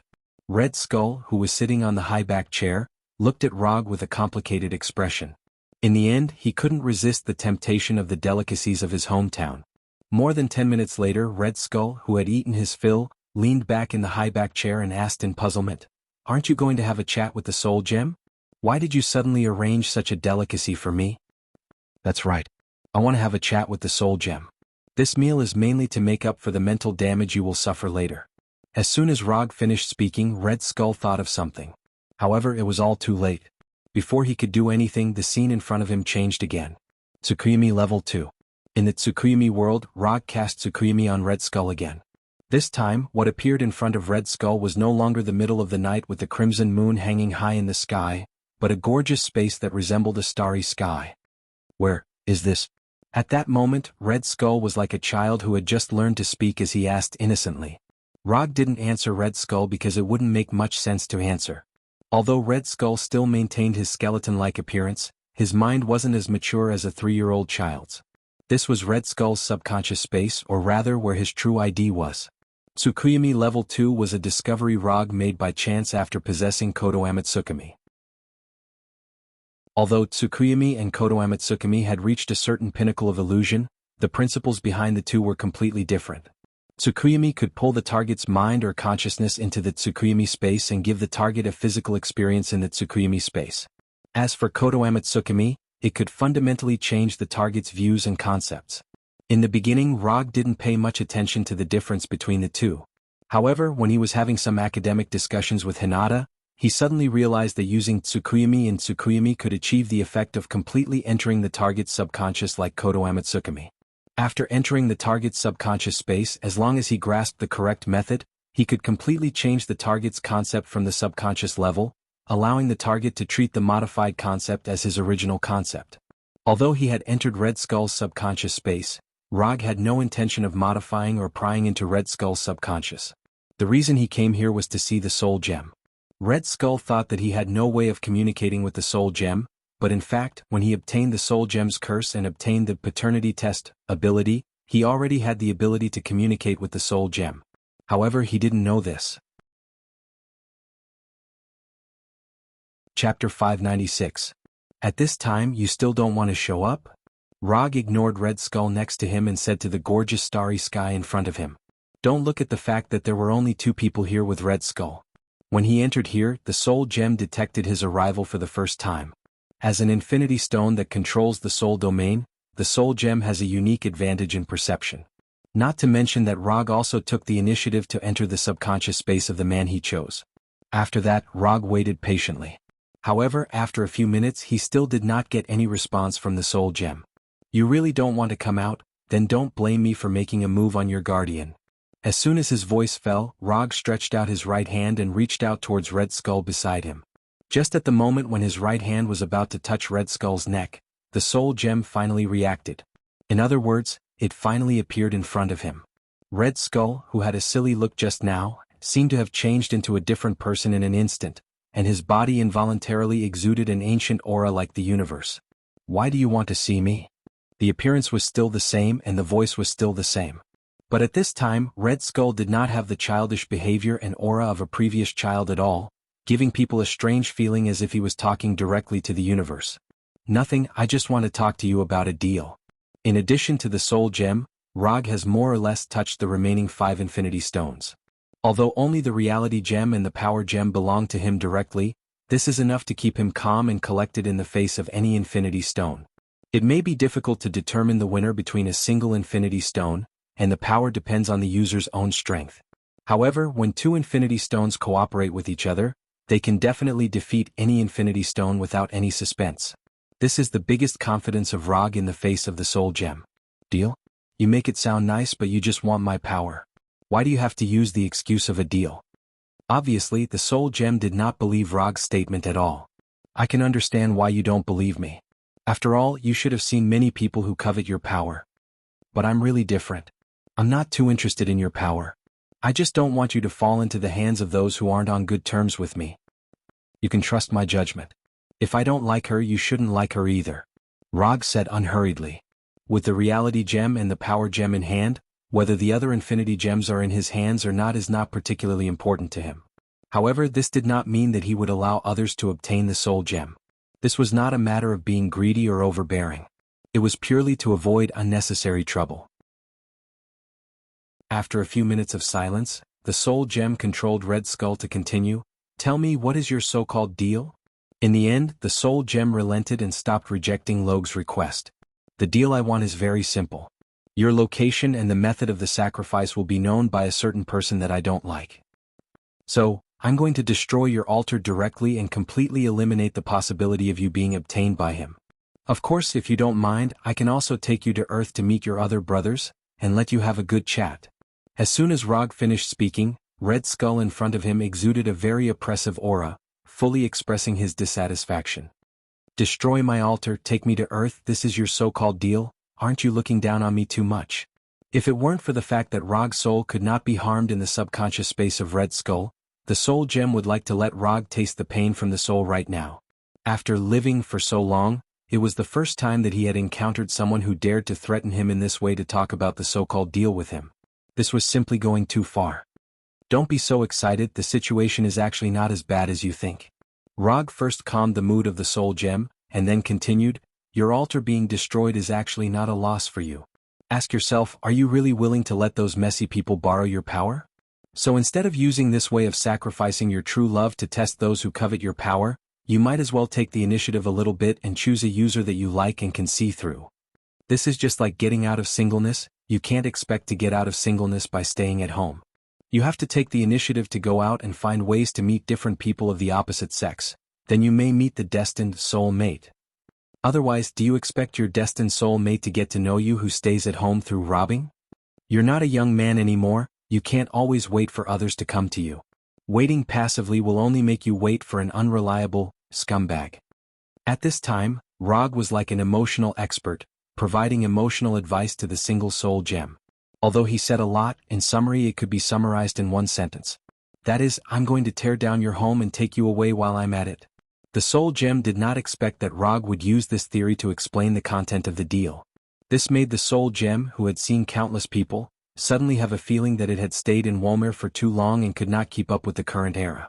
Just as the soul gem was thinking about whether this deal was really worth it, Rog continued, after leaving here, you don't have to worry about being bored at all, and you don't have to face humans like Red Skulls who don't look particularly good all the time. Do you know, I have a good palace and your good brothers, Reality and Strength, have a VIP seat in it. If you don't mind, I can also arrange a VIP seat for you. When the time comes, whether the three of you want to have a good chat or fight the landlord, it will be very suitable. Of course, if you want to play mahjong and are short of one player, I can also play a few rounds with you to pass the time. If you still want to see the rest of your brothers, I can also arrange an opportunity for you to meet. By the way, you know, now except for you, your other brothers have a good place to belong. People are most afraid of comparison. I think Infinity Stone should be similar to Infinity Stone. You don't want to be the only single stone. Chapter 597. Although Soul Gem had existed for many times longer than Rog's lifespan, it was clearly far from being a match for Rog when it came to spouting nonsense. Men were most afraid of being told that they were inferior to others. Although Rog didn't know the gender of Soul Gem, from the fact that Soul Gem didn't reject being brothers with the Reality Gem, Strength Gem and other gems, it was likely a man. At the very least, in terms of mentality and thinking, it was more like a man. After a few minutes of silence, Soul Gem finally controlled Red Skull again and said, I know you're talking nonsense, but what you said makes sense. The few of them can find a suitable home. There's no reason why I can't find one. I agree to your deal. I'll go to Earth with you. You don't have to destroy my altar. No matter what, this is my home. I don't like others tearing down my home. Soul Gem finally agreed to Rog's deal. However, only he knew the answer to whether it was because he didn't want to lose to other Infinity Gems or because he was tired of staying on planet Wolmer. However, none of this was important. What was important was that he was willing to leave with Rog. As long as Soul Gem was willing to leave, everything else was trivial. You definitely won't regret your decision today. There are now more than 7 billion people on Earth. I believe you will definitely be able to successfully find your soul mate. After saying that, Rog first dispelled Tsukuyumi Double Stare, allowing Red Skull's subconscious to return to the Tsukuyumi world. Then he dispelled Tsukuyumi and allowed Red Skull's consciousness to return to his body. When Rog and Red Skull's consciousness returned to their bodies, the altar on the mountain peak shone with a gorgeous aurora-like light. These gorgeous lights followed the two huge rectangular stone pillars into the sky and flew into the huge round hole in the clouds. As the gorgeous light surged in, lightning-like silver-white light flowed out of the round hole in the clouds. When the silver-white light completely enveloped the entire world, Rog, who was in the circular altar below the mountain peak, suddenly felt an uncontrollable drowsiness. In the blink of an eye, he completely lost consciousness as though he had fainted. When he opened his eyes again, he saw the lavender starry sky of Wolmer. At this moment he was lying in a small puddle near the peak of the altar. The cold water instantly woke him up. Without any hesitation, he raised his right hand and opened his tightly clenched right fist that was glowing with orange light. In the palm of his right hand, there was a yellow gemstone the size of a finger that was emitting an orange glow. Soul Gem. This was the soul gem that Thanos needed to sacrifice Gamora to obtain. Looking at the soul gem in his palm, Rog smiled with satisfaction. The third Infinity Stone was in his hands. Although the current soul gem was far from being able to recognize him, this was not important. Rog was not the kind of person who wanted both a person and a heart.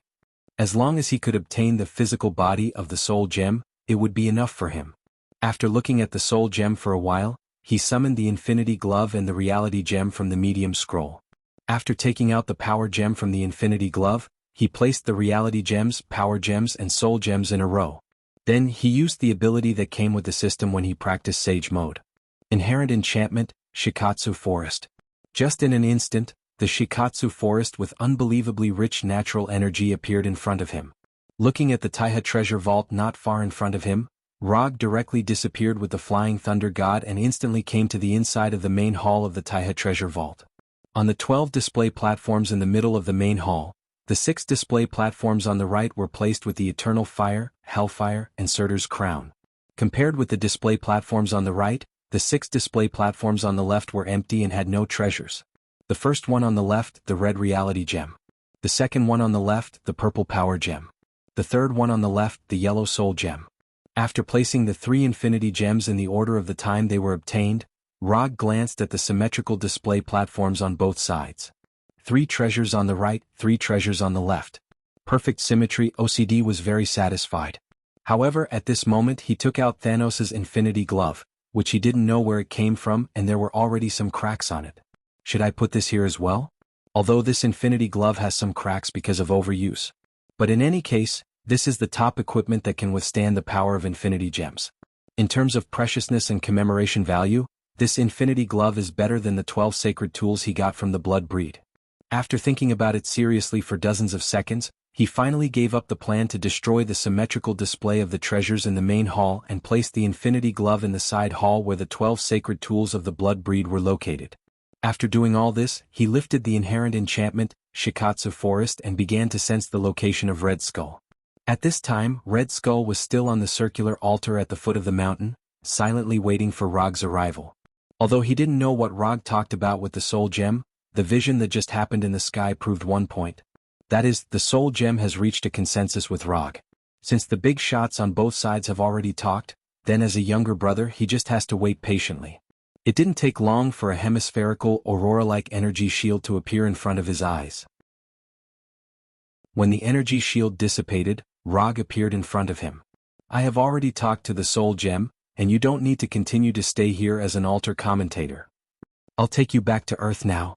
As soon as his voice fell, Rog put on the hanging ring and drew a circle in front of Red Skull. Within a few seconds, a portal connecting to Washington on Earth appeared in front of them. Let's go. After that, Rog took the lead to cross the portal shining with golden sparks and returned to Washington at noon. When Rog entered the portal, Red Skull in a tattered black cloak walked into the portal step by step. Finally back.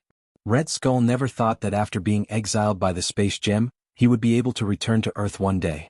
When Red Skull came to his side, Rog closed the portal that was consuming his magic power frantically. This is Washington. You should remember where this is. The direction of the gate is on your left. If you have nothing else to do, you can leave now. After you reorganize your Hydra, remember to transfer the $1 billion entrusted to me. This is my account number. You can transfer the money directly. The sooner the better. Don't take more than a month. After that, Rog patted Red Skull, who was looking up at the sky, left a flying Thor on him, and handed him a card with his bank account number. Although Hydra is a bit miserable now, $1 billion is not difficult for Hydra. As for how Red Skull will reorganize Hydra that once belonged to him, it is his own business and Rog does not intend to ask. As long as Red Skull can transfer $1 billion and package Hydra's funds, equipment, antique collections and so on according to the verbal agreement, he and Red Skull will be even. Chapter 598. After Red Skull disappeared from his sight, Rog used quantum transmission to return to his office. Although in the eyes of the outside world, this is still the headquarters of Konoha's intelligence agency. But in fact, this is only a branch of Konoha's hidden village in the Washington area. Most of the personnel and equipment were transferred to Konoha's hidden village on the planet Tatooine. Except for the larger area and the more official personnel of Konoha, there is no difference between here and the branch of Konoha's intelligence agency in other cities. Sitting on his sofa chair that is said to be perfectly ergonomic, Rog silently thought about what to do next. The final battle with Thanos is scheduled to be in a year, and the God Tree will mature in half a year. This means that he needs to improve his Sage Mode and Sharingan to the limit in the first half of the year. If possible, it is better to awaken Rinnegan so that he can enter the best state to take the chakra fruit. After completing these things, he can eat the chakra fruit produced by the God Tree, so that his physique is infinitely close to the Otsutsuki clan, and reach the peak strength of Otsutsuki Kagaya, who has the titles of Goddess of Uno, Shinobi World Creator, Ancestor of Chakra, and so on. At that time he can really boast that, "I am the god of shinobi." Of course, this process will not be easy, and there may even be some unimaginable accidents. But in any case, this is what he must do in the next year. Thinking of this, he opened the system's character panel and browsed his attributes. Host, Rogue profession, ninja talents, no seal technique, 7 attribute Chakrakekei Genkai, Menjikyu Sharingan Mokutan Byakugan, dust release Usage mode, Shikatsu forest sage mode, inherent barrier, Shikatsu forest, Jinchuriki, Kyubi resonance. 5. Non-attribute ninjutsu, substitution technique, flicker technique, hold technique, transformation technique, shadow clone technique, flying Thor, second level, Rasengan series, summoning technique, tongue seal 5 attribute ninjutsu, fire release, water release, lightning release, wind release, earth release Genjutsu, Sharingan Genjutsu, false memory, memory seal, dark walk taijutsu, monstrous strength, Hyuga gentle fist, Hashiman Tankado Jitsu, Tsukuyami Kodo Amatsukami forest manifestation, Susanoo sealing technique, 4 symbols seal, Vajra seal, immortal technique, bright god gate chakra quantity, 0. 85 jars, 0. 5 for main body, 0. 35 for tailed beast, immortal body, Senju Hashirama immortal body, 95% development, summoned beasts, Frank the Punisher, Edo Tensei, Bronsky the Abomination, Fenrir the Great Wolf artifact, Tatsuka sword, 2 remaining uses, Yada mirror, 2 remaining uses, unconsumed ninja coin, 0. The system hasn't mastered all the ninjutsu he has mastered. After all, he has mastered too many 5 attribute release jutsu. If he had to display them one by one, his attribute panel would become very long. In addition, the system also didn't display any genjutsu or genjutsu that are integrated with other forces, such as Hell, Sage Mode, Might Suit, Susanoo Reality Genjutsu and other genjutsu. Looking at his current attribute panel, he couldn't help but recall the time when he had just crossed into this world. At that time, in his ninjutsu column, there was only one ninjutsu, Flying Thor. Relying on this Flying Thor, he accumulated ninja coins little by little, selected and exchanged the right ninjutsu, and strengthened his strength little by little. That was really a period of poverty. He didn't know why. When he recalled the experience of being a private investigator, an idea that was both intuition and foresight suddenly popped up in his mind. In the battle a year later he will die. He will die in the hands of Thanos. For ordinary people, this kind of sudden idea may be just a random thought without any reason. But for someone like him who was only one step away from becoming a divine father, such an idea suddenly popping up in his mind may mean a reminder of fate. It shouldn't be, right? Rogue frowned and pondered. After thinking about it seriously for more than 10 minutes, he finally gave up the deduction of the battle a year later. Don't think about it. If Thanos can really grow to the point of killing him in a year, it is also the ability of Thanos. Time passed day by day. Unknowingly, 3 months have passed since he returned to Earth. In the past 3 months he has been practicing his Sage Body and Sharingan step by step, pushing them to the extreme little by little. More than 2 months ago, Red Skull transferred $1 billion to his bank account as agreed in the commission, which gave him a small amount of pocket money. In addition, Red Skull also sent the funds and equipment as agreed verbally, as well as some antiques. As for whether these were all in Hydra, he didn't delve into it and thought that Red Skull had fulfilled the promise. After the system sent the reward of Red Skull's commission, he accepted some commissions as a private investigator and re-experienced the detective career that he had just transmigrated to this world. Of course, when accepting and executing commissions, he used transformation jutsu to change his appearance and did not perform these commissions in the name of 4th Hokage. These commissions were not difficult at all, but they also provided him with a lot of ninja coins, which increased the number of ninja coins he had not consumed to 165. After having these ninja coins, he didn't go to the system to exchange anything, but saved all these ninja coins as he had previously exchanged ninja coins for Sharingan. Practice, execute commissions, continue to practice, continue to execute commissions. This was his main life for the past 3 months. During this period, he also took the time to fulfill his promise to the Soul Gem and took the Soul Gem to Asgard and Kamartaj, letting the Soul Gem see the Space Gem and the Time Gem once. He originally planned to see the illusion as well, but when he contacted Tani, Tani told him that the illusion had been lost for a long time. Yes, the illusion with the Soul Gem on his forehead has been lost. Although Fu Lien tried their best to find the illusion, unfortunately they never found the whereabouts of the illusion. In addition to the disappearance of the illusion, Fu Lien also encountered a very troublesome thing recently. The Blood Race, who had been extorted by Rogue for 12 sacred tools, actually brought their ancestor Cain back to the world. Not only that, but the blood race also appeared in the eyes of the world, completely breaking their commandment of seclusion. He didn't know what those blood race were thinking, but after the appearance of Cain, they took the initiative to provoke a battle with Fu Lien. What's even more surprising is that Fu Lien actually lost. Fu Lien lost in the hands of Cain. If it wasn't for the fact that Tony managed to get a few divine weapons that heaven had left behind on Earth, the Avengers would have been gone by now. Chapter 599. The Avengers were in decline. Thor, one of the 6 Titans, didn't come to Earth much anymore. He stayed in Asgard all year round to deal with government affairs. Walter and Pietro, who were supposed to join the Avengers, became part of Konoha because of Rog.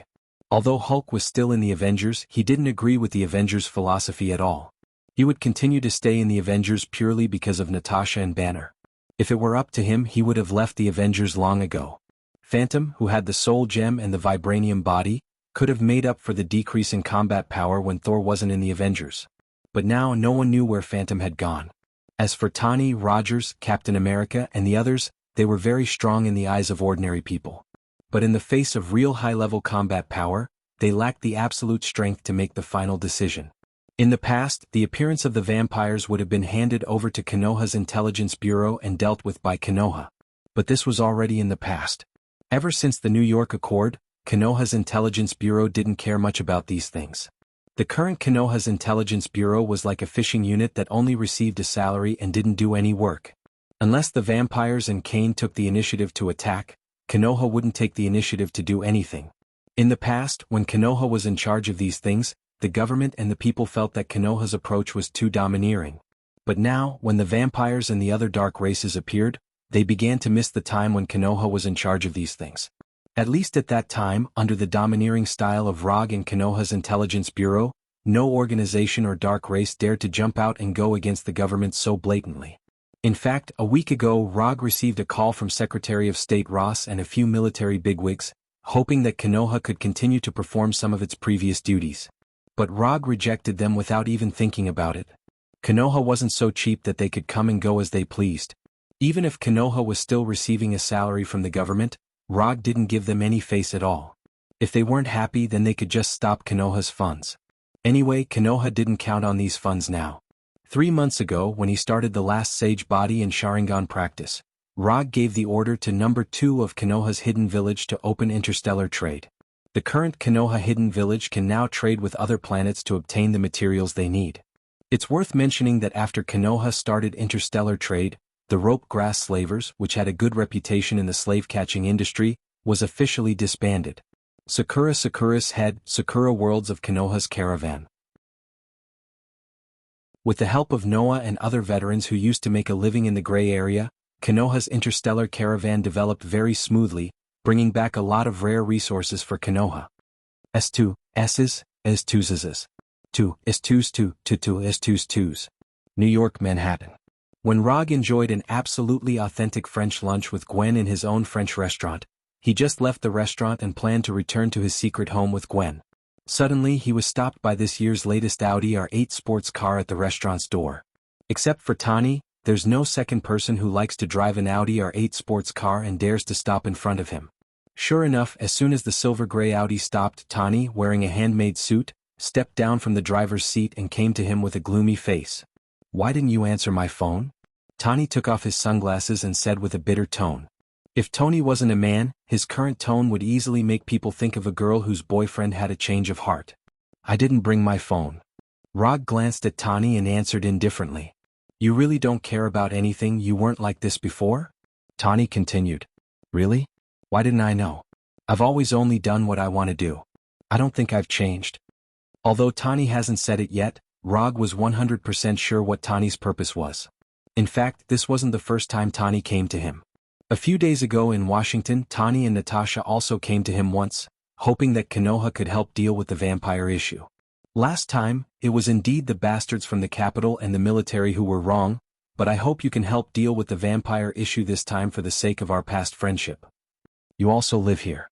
You don't want to see corpses with blood sucked dry every day on the streets. Although the number of vampires was small, after taking the initiative to start a war with the Restoration Alliance and the government, the vampires always had an absolute advantage. The reason for this one-sided situation was inseparable from the return of Cain, the ancestor of the vampires. According to Rog's knowledge, after Cain's return, every vampire had a visible improvement. Almost every vampire's strength had increased by one nobility rank. In particular, Grand Duke William and the other vampire dukes had touched upon the legendary realm of the Vampire King. Of course, because he hadn't fought with the upgraded Grand Duke William and the others, Rog wasn't sure how powerful this so-called realm of the Vampire King was. However, when facing the Restoration Alliance and the human army, these vampires showed an overwhelming advantage. Not to mention the dark magic of the vampires, it was purely a form of attack. Just the vampires' ridiculously strong physical fitness alone was troublesome enough. Yes, the vampires were indeed afraid of special bullets such as ultraviolet bullets and holy water bullets. However, the problem was that ordinary human soldiers couldn't even aim at the vampires. What was more troublesome was that the vampires also had the ability to embrace and transform blood slaves. After a while, the Restoration Alliance and the military helplessly found that not only did the number of vampires not decrease significantly, but it also showed a trend of increasing. With Cain, the ancestor, the third of the 6 precepts of the secret party, the descendant precepts, had completely disappeared. Every day, a large number of ordinary people were transformed into vampires and blood slaves. What made people feel even more helpless was that many people chose to join the vampires in an attempt to obtain a longer life by transforming into a vampire. This phenomenon was especially obvious among the elderly and the young people in their teens and 20s. The elderly chose to become vampires in order to prolong their lives that were nearing the end. Meanwhile, the young people saw becoming vampires as a trend and an opportunity to change their lives. Chapter 600. Although the vampires were far from perfect creatures, under the temptation of ultra-long lifespan and extraordinary power, many people still took the initiative to throw themselves into the arms of the vampires and gave up their human identity. And these humans who joined the vampires also became the most troublesome target for the Avengers and the military. First of all, I don't care what the UA becomes. Even if this place becomes the country of the vampires, it doesn't have much impact on me. You should know very well that I'm not an American. In fact, until now, I've been using a fake identity bought from the black market, so I have no obligation to help this country. Secondly, if you come to me as a friend, I'm happy to help you once, just like you helped me before. But if you come to me as the person in charge of the Avengers and an American superhero, then I can only say sorry. Okay, I've said what I wanted to say. If you don't have anything else, I'm leaving. After that, Rog pulled Gavin next to him and turned to leave. From the perspective of friends, Tawny was indeed a good friend. But there was one thing he never realized. Tawny received a traditional American-style elite education, and his way of thinking and behavior had a very obvious American style. If Rog was also an American, he might agree with him. But unfortunately, Rog was not an American, and he had no feelings for this country. Watching Rog and Gavin go farther and farther, Tawny sighed helplessly, then drove his latest Audi R8 sports car and disappeared at the end of the street. Are you really going to ignore the vampires incident this time? I heard from Dad that there have been a lot of vampires in New York recently, and many workers on the night shift have been attacked. Gavin asked cautiously. What? You want me to attack these vampires? Rog stopped, turned to look at Gavin and asked slowly. I don't know. I hope you can protect more people, but I'm afraid you will get hurt. I saw Hulk's news, the vampire ancestor Cain is very strong. Gavin whispered with a tangled expression. Don't worry. If I attack, Cain will be the one who gets hurt. Don't forget, I'm the 4th Hokage, the strongest ninja on Earth. As he spoke, Rog stretched out his right hand and patted Gavin's head. He also saw the news about Hulk that Gwen had just mentioned. After knowing that Hulk had been injured by Cain, he secretly went to the Avengers headquarters to meet Hulk. How should he put it? Cain was indeed quite strong. He had defeated the entire Avengers, including Hulk, by himself. But after communicating with Hulk, he found out why Hulk and Fu Lien had lost so badly. The reason was simple. It was a one-sided suppression on the level of magic. Whether it is Hulk who has mastered the Hashiman Tani who has an Iron Man armor, or Rogers who can fight with anyone for a while, they are all typical physical attack heroes. In front of Cain, whose dark magic is superb and whose physical fitness is incomparably strong, they could not exert their proper combat power at all and were defeated by Cain with an absolute advantage. Although magic can be called another science that has not been mastered by humans, magic is actually quite unsolvable without mastering the same system of abilities. A simple example is that if Rog threw Hulk into the mirror dimension space, then even if Hulk mastered the Hashimantani, he would never be able to come out in a short time. Without enough countermeasures, magic is so unsolvable. Therefore, Hulk and Fu Lian's loss to Kane was not unjustified. And according to Hulk, Kane had the opportunity to quickly deal with them at the time, but Kane held back and did not kill them. It was precisely because of Kane's mercy that Tani had the opportunity to bring the heaven weapons that had always been considered antiques to repel Kane and the other vampires. Why Kane held back on Fu Lian, Rog did not know. But one thing he was sure of was that Kane and the vampires were deliberately controlling the situation, and they did not let things develop to the level of a disaster and a race war. Except for the cities in the United States, there was no case of vampires attacking humans in other countries. All of the vampire attacks were concentrated within the borders of the United States. Furthermore, the scale of the attacks was not considered large, far from the scale of a large-scale war. In fact, the scale of the attacks was not even as large as the previous two battles between Roger and the military. Don't think too much. If things really develop to the point of no return, I will definitely go to Kane and talk to him. No matter what, I'm still a human. After temporarily dispelling Gwen's worries, Rog returned to his secret nest in New York with Gwen. Time flies and unknowingly a week passed. After accompanying Gwen for 2 or 3 days in New York, Rog returned to Konoha Hidden Village on Tatooine and began his cultivation again. Sage Mode Development Progress. 100%. After more than 3 months of cultivation, he finally raised the development of his Sage Mode to 100%, allowing his Sage Mode to reach the same level as Hashirama. The complete development of his Sage Mode brought him 3 significant changes. The first is the increase of chakra. Coupled with the QB chakra he can currently borrow, his total chakra has officially surpassed Hashirama's, reaching 1 pillars. Among them, the amount of chakra that belongs to him is 0.7 pillars, and the amount of chakra that he can borrow from QB is 0.4 pillars. The second change is that his Manjikyu Sharingan has officially been upgraded to the Eternal Manjikyu Sharingan. In fact, after he obtained the Sage Mode, the side effects of Manjikyu Sharingan have been suppressed to a minimum, and there is no overuse of it that will cause blindness. But after he fully developed his Sage Mode, his Manjikyu Sharingan was upgraded to the Eternal Manjikyu Sharingan. However, unlike the Eternal Manjikyu Sharingan in his memory, his Eternal Manjikyu Sharingan did not bring any changes to his pupil tattoo. He wasn't too conflicted about this. The reason is simple, because his Eternal Manjikyu Sharingan was forcibly upgraded through Hashirama's Sage Mode, not by transplanting other people's Manjikyu Sharingan. The third change brought about by the complete development of his Sage Mode is related to Mokutan. He doesn't know if it's because Hashirama's Sage Mode can perfectly match Mokutan, but after developing his Sage Mode to 100%, he found that using Mokutan doesn't consume much chakra. Compared with before, the amount of chakra he needs to use Mokutan is reduced by about half, and he has more detailed control of the plants he creates. Chapter 601. Compared with the improvement of chakra and Eternal Mangekyo, the improvement of Mokutan seems a bit insignificant. But in any case, this can effectively improve Rog's combat effectiveness in Mokutan. After all, before he could only cast 1 Mokutan ninjutsu with chakra, but now he can cast 2 Mokutan ninjutsu. This also means that if he only uses Mokutan in battle, his chakra is equivalent to twice as much as before. After adapting to the fully developed Sage body, Rog left his exclusive Hokage training room and came to the office of the Hokage building. Although he is the Hokage of Konoha Hidden Village with Artificial Intelligence No. 2 and Hinata, he doesn't need to deal with too many internal affairs of the Hidden Village, and he only needs to make final decisions on some major events. Just when he finished dealing with the few village affairs and planned to return to his mansion to have a good rest, No. 2's mechanical synthetic voice suddenly sounded in his ear. Hokage-sama, the Konoha Intelligence Agency headquarters on Earth has received a message from Kamartaj's New York temple. Should we check it now? Kamartaj? After hearing No. 2's report, Rog froze for a moment. Although he has the name of Kamartaj, an Ancient One student, he has always taken the initiative to contact or go to Kamartaj, and Kamartaj has never taken the initiative to contact him, a wandering sorcerer.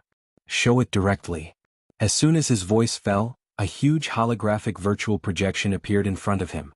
This is a video message, and the one on the video is a typical Asian face. This is Wong? Looking at the slightly chubby face in front of him, Rog recognized his identity at a glance. Rog, Ancient One hopes that you can return to Kamartaj as soon as possible. If you are not free, come back as soon as possible. Rog is no stranger to Wang. The current Wang is not the same as he remembered. He is not the administrator of Kamartaj's library, but the guardian sorcerer of New York Temple. Although he didn't know why Ancient One was looking for him, after watching King's video message, Rog put on the hanging ring and opened the portal back to Kamartaj. As his right hand continued to draw circles, a portal shining with golden flames quickly appeared in front of him. Just as he was about to step into the portal, he suddenly remembered something and said to number 2 without looking back, "Tell Hinata that I'm back on Earth, and I'll have dinner with her next time." After that, he stepped into the portal and directly returned to Kamartaj from Konoha Hidden Village on Tatooine. Although he hadn't come to Kamartaj for a while, Kamartaj was still the same as in his memory. Mages Kamartaj, who were dressed in various colors, were cultivating in an orderly manner. There were also apprentice mages who had just joined and were still learning portal magic. There was also a beginner mage who was training in magic weapon combat. There was also a mage wearing a dark red mage robe. His hands were trembling uncontrollably as he flipped through a magic tome that was thicker than a brick under a stone bench in the shade of a tree. Who is this? Although it was the first time he saw him in person, if his memory is correct, this man with a sexy mustache is his junior brother, the future Doctor Strange, Stephen Strange. He has come to Kamartaj. Does that mean that Ancient One is going to? A thought flashed in Rog's mind for an instant. It shouldn't be, right? According to the timeline in his memory, Ancient One did choose to die not long after Strange's arrival and handed over the responsibility of Sorcerer Supreme to Strange. But the problem is that the current timeline is no longer the timeline in his memory. Taking a look at Strange, who was trying to learn by himself, Rog turned and walked towards the hall where Ancient One often made tea. Sure enough, after entering the hall, he saw Ancient One making honey tea. "Sensei, are you looking for me?" Rog sat on the chair opposite Ancient One and asked respectfully. "Yes, try my newly developed tea first. I changed it to honey. See if it suits your taste." After that, Ancient One placed a cup of steaming tea in front of him. Looking at the honey tea with a color similar to Chinese medicine, Rog swallowed his saliva, picked up the teacup and took a small sip. The taste is not bad, maybe it would be better without honey. Rog still doesn't like Ancient One's habit of adding honey to tea. Compared to this kind of honey tea, he still preferred pure tea from China. "When you came, you should have also seen your junior brother Strange. What do you think of him?" Ancient One asked slowly after taking a sip from the teacup. "What do I think of him? He is your chosen successor. What else can I think of him? I just met him for the first time. I don't know his personality very well, so I can't evaluate him." After thinking for a few seconds, Rog gave his answer. "You are lying. You may have met him for the first time, but you are definitely not a stranger to him." Ancient One put down the teacup in his hand and said meaningfully, "That's boring. What's the difference between this and digging into someone's past? Teacher, you are right, but since he is your chosen successor, I think he will definitely live up to your expectations," Rog said with a smile and rounded the question. "If it was before you appeared, I would not hesitate to train him as the next Sorcerer Supreme and give him the responsibility of guarding the Time Stone. But now I am beginning to hesitate on this point." Having said that, Ancient One looked at Rog with a complicated look. "What does this have to do with me? I am just a part-time sorcerer." "Teacher, don't say that you think I am also qualified to inherit the position of Sorcerer Supreme. I am just a part-time sorcerer. This kind of heavy responsibility is better left to those orthodox sorcerers. Although you can get the Time Stone after inheriting the position of Sorcerer Supreme, but compared with the need of Sorcerer Supreme to protect the Earth from the invasion of the multiverse, the temptation of the Time Stone is obviously not enough. To be precise, for Rog, who already has 3 Infinity Stones, the temptation is not enough. He never had the idea of becoming a guardian of the Earth.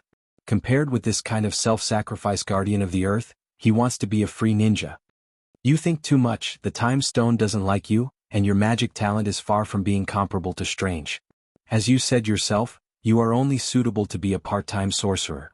Ancient One shook his head with a smile and picked up the bamboo fan that he carried with him. "What do you mean, teacher?" Rog asked. "I asked you to come over this time in the hope that you can guide Strange and let him increase some actual combat experience. I heard about the blood race and I also met with Kane.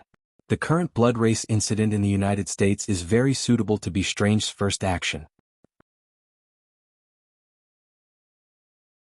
Chapter 602. You want me to guide Strange? Teacher, are you kidding me? Before coming to Kamartaj, Rog thought about why Ancient One was looking for him at this time. He guessed a lot of reasons, but he didn't guess this. What? You don't want to? Ancient One waved his bamboo fan gently and said unhurriedly. It's not a matter of whether I want to or not, it doesn't make sense. I am a ninja, you want me to guide a sorcerer, and he is also your designated heir, isn't this a joke? And aren't you worried that after being guided by me for a while, Strange will become as overbearing and arrogant as me? If it was anything else, Rog might have agreed directly, after all, Ancient One is his teacher. But asking him to guide the future Doctor Strange is a bit too difficult for him. Others may not know, but he knows very well that being the teacher of Doctor Strange will not end well. If he really becomes overbearing and arrogant under your guidance, it can only mean that he is not suitable to be the Supreme Sorcerer. Okay, you don't have to say any more, it's decided. Or do you think that you can compete with me now that you have 3 Infinity Stones? Having said that, a provocative and threatening expression appeared on Ancient One's face. Okay, you win. How would I dare? Since teacher has said so, then I'll guide this little junior brother. Although there was 100,000 reluctance in his heart, Rog finally agreed to Ancient One's request. Can't you train your own heir? Why would you let a ninja guide you? This is neither scientific nor magical. After saying goodbye to Ancient One, Rog reluctantly left the hall and walked in the direction of Doctor Strange. At this time, Strange was still immersed in the sea of magic knowledge, and he didn't notice that his nominal senior brother had come to him. Looking at Strange, who was browsing the magic books attentively, Rog couldn't help but recall his previous experience when he received 9 years of compulsory education. Ahem. After standing beside Strange and looking at him for a minute or two, Rog deliberately coughed to let Strange notice his arrival. You are? Strange, who was obviously older than Rog, raised his head and asked in confusion. My name is Rog. You might have seen me on TV or in the newspaper before. But it doesn't matter. What matters is that I am also a student of Ancient One. According to seniority, you should call me senior brother. Rog quickly introduced himself. Rog? You're that Rog. Strange felt that Rog looked familiar just now, as if he had seen him somewhere before. After hearing Rog's self-introduction, he immediately reacted. The 4th Hokage, the director of Konoha's intelligence agency, the man who destroyed Wakanda. That's right, it's me. Don't look at me like that. I don't eat people and I'm not a psychopathic murderer. I just told you that I am also a student of Ancient One and I am your senior brother. Although Strange didn't say it out loud, Rog had seen through his thoughts from his eyes and expression. In fact, Strange can't be blamed for this, it's purely because the impression he left in the minds of the people before was a little too overbearing. What are you looking for me for? Although he was very curious why the legendary 4th Hokage suddenly appeared in front of him and claimed to be his senior brother. However, Strange is also a person who has seen big scenes after all. He quickly calmed down and asked about Rog's intentions. I don't know if Ancient One told you, but she just told me to guide you for a while and take you to deal with the current vampire incident in the United States. If possible, Rog really doesn't want to pay much attention to the vampire's affairs. This is why he has always refused Tani's request to the military. But he didn't expect that Ancient One would actually ask him to deal with the vampire's affairs, and with Strange, the new sorcerer. Ancient One told me that there would be a new sorcerer to guide me for a while, but she didn't say it was you, and aren't you a ninja? When did you become a Kamartaj sorcerer? Like Rog, Strange didn't expect that Ancient One would arrange for Rog to guide him, which made him frown unconsciously. Strange knows that Rog is very strong, and he is a ninja who can fight against the US military by himself. But he also doesn't understand why Ancient One would make such an arrangement. I am indeed a ninja, and sorcerer is just my part-time job. Although I am not a pure sorcerer, I am proficient in magic, and it is not a problem to guide you. Rog doesn't know how much magic Strange has learned now. However, judging from the fact that he is still reading the Sanskrit version of the basics of magic, he won't be joining Kamartaj for too long. Really, that's not necessarily the case. As he spoke, Strange silently closed the book that was as thick as a brick. Then, as if he was performing a finger dance, his hands quickly danced. A few seconds later, golden whips connected to each other appeared between his hands. Light of magic. When Strange just made the first magic gesture, Rog knew what magic he wanted to use. However, he didn't stop Strange. Instead, he allowed Strange to cast the spell. When the golden magic whip in his hands took shape, Strange raised his right hand and tried to throw the magic whip in his hand at Rog. However, at the moment he raised his right hand, Rog's body quickly emerged with magic fluctuations. Hold human spell. In just an instant, Strange's whole body was completely fixed, maintaining the posture of trying to whip Rog with the magic whip. Hold human spell. This is not a compulsory spell for Kamartaj's mages. Although this spell is also collected in Kamartaj's library, there are not many Kamartaj's mages who really learn this spell. He doesn't know if it's because of tradition or the aesthetic of Kamartaj's mages are similar, they all prefer the kind of golden magic. Don't waste your energy. Unless your spirit and magic power are higher than mine, you won't be able to break free from the shackles of this spell. Glancing at Strange, who was trying to get rid of the effect of Hold Human spell, Rog came to the stone bench next to him and sat down straight. Then he lifted the Hold Human spell on Strange. Sit down and talk. Chapter 603. Strange didn't expect that he, who had already stepped into the gate of magic, was still no different from ordinary people in front of Rog. In fact, until now he hadn't recognized what kind of magic Rog had just used. How are you going to guide me in dealing with the vampires? Isn't this what Konoha's intelligence agency should do? Like others, Strange also regarded these supernatural events as the responsibility of Konoha's intelligence agency. First of all, Konoha will not deal with this vampire incident. Konoha is not the nanny of the police and the military, and it is not interested in intervening in this matter. In addition, it's not how I'm going to guide you in dealing with the vampires, but how you plan to deal with it. I will only give you some advice and guarantee that you won't die in the hands of the vampires. You have to deal with everything else by yourself. Although it was Ancient One's request, Rog still had no interest in guiding Strange. With this kind of effort, he might as well instruct Hinata on how to fight in ninjutsu battle. At least Hinata is much cuter than Strange. I understand, nominally you are my instructor, but in fact you are just my bodyguard. Strange showed an expression of understanding. You summed it up very well, so now can you tell me how are you going to deal with the current vampires? Also, let me remind you, you'd better not have the crazy idea of completely eliminating the vampires. This is Strange's first foreign action, and Rog doesn't want his little brother to have the great dream of completely eliminating the vampires. Don't worry about this, I have self-awareness.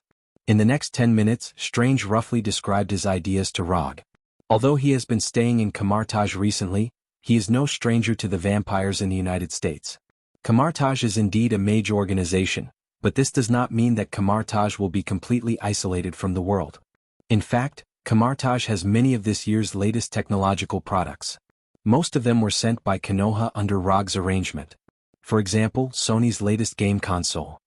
Since you already have an idea, then let's follow your plan. After saying that, Rog put on the ring and drew a circle in front of Strange. In a few seconds, the golden portal back to New York was completely formed.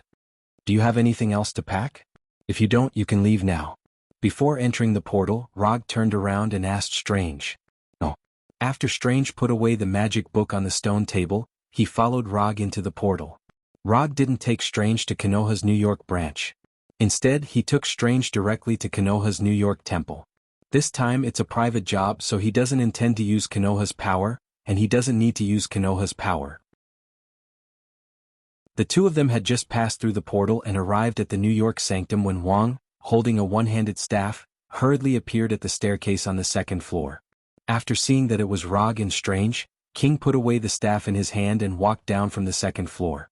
Then he asked in confusion, "Why are you here?" Ancient One arranged some tasks for the two of us. Rog didn't tell King what their specific task was. King is just the guardian sorcerer of New York Sanctum. As long as the blood breeds are not crazy enough to attack New York Sanctum, then this matter has nothing to do with King. Then help yourself. If you want to use any magic tools, you can go to the exhibition hall on the second floor to get them. Of course, the premise is that the magic tool is willing to let the two of you use it. After saying that, King, who had a staff around his waist, walked directly towards the door. It's just lunchtime now, and the Fat King doesn't want to miss any of his lunches. If you go out for lunch, help pack two back. When King was about to leave the sanctum, Rog stopped him and psychically took out his wallet from the psychic scroll. After handing a few $100 bills to Queen, he took Strange to the second floor of the sanctum. After coming to the hall where the magic tools were placed, Rog went directly to the levitation cloak and said to Strange, "Communicate with this cloak and see if you can respond to it." When he first came to New York Sanctum, Rog had the idea of the levitation cloak. But unfortunately, this magic cloak with the ability to fly and self-awareness didn't take a fancy to him. The more advanced the magic tool, the more picky it is towards the sorcerer. And this pickiness has nothing to do with strength, it's purely a matter of fate. In the history of Kamartaj, there are many cases of beginner sorcerers getting the recognition of powerful magic tools. And obviously, the future Doctor Strange is one of them. When Strange came to the levitation cloak according to Rog's instructions, the levitation cloak, which looked no different from an ordinary cloak, floated up automatically and flew around him a few times. Then the crimson magic cloak took the initiative to drape itself on Strange's body. When the time came to the early hours of the morning, Rog and Strange, who had a good rest, left the New York sanctum under the cover of the night. They didn't choose to go through the main entrance, but came to the roof of the sanctum and flew out of the sanctum. After an afternoon of communication and recuperation, Rog roughly figured out the true strength of his junior. Although the future Doctor Strange was proficient in various types of magic, the current Strange could only use one hand to count the number of magic spells he knew. In addition to the teleportation gate, mirror dimension, and Ragador ring, the only magic spells Strange knew were astral projection and light of magic. Whether it was the time he learned magic, the magic he mastered, or his combat experience, the current Strange was a complete novice sorcerer. Fly 5 blocks to the left, there are 3 vampires, their strength is negligible. Strange didn't have any perception detection methods, so Rog not only had to be his bodyguard, but also his guide, lest Strange flew around like a headless fly. Okay, I got it. After receiving Rog's reminder, Strange didn't hesitate and turned to the left block. It didn't take long for them to fly to the designated location and look down at the 3 vampires in the alley. Judging from the behavior of these 3 vampires, they should be the humans who took the initiative to throw themselves into the arms of the vampires. Are you planning to wait for these 3 vampires to eat and drink before making a move? Seeing that Strange didn't make a move, Rog said slowly and pointed to the middle-aged woman who was about to pass by the alley. Chapter 604. Strange looked in the direction of Rog's finger and saw a plump middle-aged woman holding a brown shopping bag tightly. Obviously, this is a lady who has just finished her night shift. He doesn't know if those vampires forgot to carry out rookie training, but these newly transformed newborn vampires like to attack ordinary people who have just finished their night shift in the middle of the night. But after thinking about it, this is quite normal. After all, these newborn vampires can't grow to the point where they are not afraid of the sun in a short time. Therefore, night and early morning naturally become the most suitable time for them to hunt. Will they really attack that lady? Strange asked a very newbie question. Otherwise, or do you think the 3 of them deliberately gathered in the alley to have a fierce game of landlord? If Strange was not his junior brother and this was a direct request from Ancient One, Rog really had a plan to turn around and leave. But Strange can't be blamed for this. Although he is now a sorcerer, not long ago he was a neurosurgeon who saved people with a scalpel in his hand. It was indeed a little too difficult for him to mentally prepare himself to kill right now. According to the walking speed of that lady, you still have 1 minute to mentally prepare yourself. If you still can't make up your mind, that lady will become a corpse that dies of excessive blood loss in front of you. Although vampires suck blood unless they encounter extreme circumstances, vampires generally do not suck all the blood of the target. And in many cases, vampires do not suck blood to maintain their own survival, but just to satisfy their own perverted desires. For example, they enjoy the look of fear shown by humans before death, or kill humans to prove their strength, etc. I see. After speaking, Strange, wearing a floating cloak, began to fly towards the dark alley where the 3 vampires gathered. Be careful of being bitten. Rog did not forget to give some safety advice to his junior brothers. When Strange flew towards the 3 vampires, Rog landed on the roof of a nearby building and sat on the edge of the rooftop to observe Strange. Although Strange was a doctor before, he was now a mage who had received Kamartaj's basic mage education. He did not stupidly land in the alley. Instead, he quickly waved his hands and prepared his first spell. This was the mirror dimension? Not bad, not too stupid. Just by looking at Strange's gesture, Rog recognized the magic he intended to cast. Although Rog wasn't sure why Strange wanted to increase his home field advantage or because he didn't want the next battle to affect the innocent bystanders, he still gave a good evaluation. He didn't get nervous because it was his first battle, and he didn't lose his judgment because he was outnumbered. Just based on these 2 points, Strange was much stronger than the others. Of course, this could also be related to his previous occupation. After all, neurosurgeons were a profession that required absolute calmness. After preparing the spatial mirror in his hand, Strange instantly increased his flying speed and fell into the alley like a meteor. Then he slammed the mirror space magic that he had already prepared on the ground. In the blink of an eye, the unique spatial fluctuations of the mirror dimension swept through the alley like a hurricane and finally enveloped the entire street. When the unique spatial fluctuation of the mirror dimension arrived in front of him, Rog, who was sitting on the roof, reached out his right hand at lightning speed. It was as if he had broken an invisible glass, causing the space in front of him to fold strangely like broken glass. Strange's magic control was good, but at this time he made a mistake that he shouldn't have made. He isolated his bodyguard, Rog, from the mirror dimension. So Rog could only do it himself and let himself enter the mirror dimension that Strange unfolded, lest he really become a bystander. The three vampires who were waiting for their prey in the alley didn't expect that what they were waiting for was not a prey that could give them a full meal, but a mage with a golden circular magic shield in both hands. Ragador Ring, Kamartaj's compulsory magic. Like the ninja school's three-body technique, Ragador Ring was also a spell that wasn't difficult to learn, but had a large range of use. Watching Strange and the three vampires staring at each other, Rog unhurriedly retrieved a bottle of iced Fatty's happy drink from his medium scroll and started drinking leisurely. Novice Mage vs Newborn Vampire. This seemed to be a coincidence, but in fact this was the result of Rog's deliberate choice. There were more than just these three vampires active now, there were also vampires closer to New York's Holy Temple. But considering Strange's current strength, Rog deliberately chose these three newborn vampires that had just been converted not long ago. After a few dozen seconds of stalemate, the three vampires took the initiative to attack Strange. Compared to werewolves, vampires were a more calm dark race. But this was only limited to those vampires who already had a noble title. For newborn vampires, especially those that had just been converted from humans, they often couldn't control their thirst for blood and their mentality of suddenly having extraordinary strength. Therefore these newborn vampires would often act more beastly than werewolves. In fact, most of the vampires that had injured humans were done by these newborn vampires. Under Logue's gaze, the three newborn vampires sprinted towards Strange like wild beasts, revealing their extremely long canine teeth that were characteristic of their race. Facing the attacks of these three newborn vampires, Strange didn't show any fear, and constantly adjusted the position of his hands according to the direction of the attacks. Clang clang clang clang clang. When the claws of the three vampires hit the rings of Ragador in Strange's hands, the rings of Ragador let out a metallic clashing sound. At the same time, the hovering cloak on his body flew out of its own accord and tied up the blood breed in front of him tightly.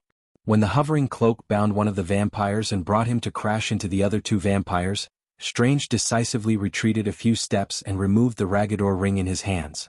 Although the magic power of the Ragador ring could cause some burns to these vampires, these burns wouldn't take long to be healed by the regeneration ability of vampires. Therefore, Strange decisively gave up on counterattacking tactics and decided to use offense instead of defense. Magic Light. A second or two later, a magic whip flickering with golden sparks appeared in Strange's hands. Chapter 605. In the minds of most people, mages were a group of people with weak physiques. But Kamartaj's mages were a bit different. Among the many mages, Kamartaj was one of the few mages who would make close combat a compulsory course for newcomers, and also had a certain requirement for the mage's physique. To some extent, Kamartaj's mages were similar to Rog's impression of those battle mages, who would cast a light spell, then add buff spells such as bull strength and cat's agility to rush forward. When the light of magic condensed into a golden magic whip, Strange didn't hesitate and directly waved the whip in his hand towards the vampire in front of him. Pa pa pa pa. Strange was just a neurosurgeon with a surgical knife before, but when he swung the magic whip in his hand, Rog saw a trace of proficiency that didn't match his profession. This kind of proficiency made Rog couldn't help but associate it with some unique hobbies belonging to a minority group of people. White coat, long whip, howling man. Some inappropriate images appeared in Rog's mind. It shouldn't be, right? When such an association appeared in his mind, the way he looked at Strange became a bit strange. At this time, Strange didn't know what Rog was thinking, and he didn't know that Rog had already silently labeled him in his heart. With the help of the hovering cloak, Strange, who was fighting one against many, not only did not fall into a disadvantage, but he also beat the three new vampires in front of him. After being whipped by Strange again and again, the three vampires who also had no combat experience involuntarily had the idea of retreating. However, this idea of retreating could only be in their minds. Mirror dimension. Although these three vampires didn't know what kind of magic mirror dimension was, they soon found that something was wrong. Although the surrounding environment looked very normal, when they came to the intersection of two blocks like fleeing wild dogs, they were stopped by an invisible transparent wall. No matter how hard they tried, they couldn't cross this transparent wall that they couldn't see at all. Trouble. At this moment, the three newborn vampires finally understood why Strange slapped the ground fiercely when he arrived at the alley. After confirming that they were completely trapped by an unknown magic, the three vampires also completely dispelled the idea of retreating, and looked at Strange behind them with fierce eyes. After becoming vampires, this was the first time they encountered such a situation. However, they quickly calmed down. It's just a human who has mastered some extraordinary abilities, don't be too arrogant. Vampires are the strongest. After exchanging glances with each other, the three vampires attacked Strange again. Although the magic whips condensed from the light of magic would make them feel a burning pain, it was far from threatening their lives. Moreover, the vampires were born with powerful regenerative abilities, which gave them enough confidence in fighting Strange. Isn't it just a burn? I don't care. However, the three vampires soon discovered that they had underestimated Strange. Just as they madly ran toward Strange like mad dogs, Strange, who was wearing a hovering cloak, flew up to the air more than 20 meters above the ground.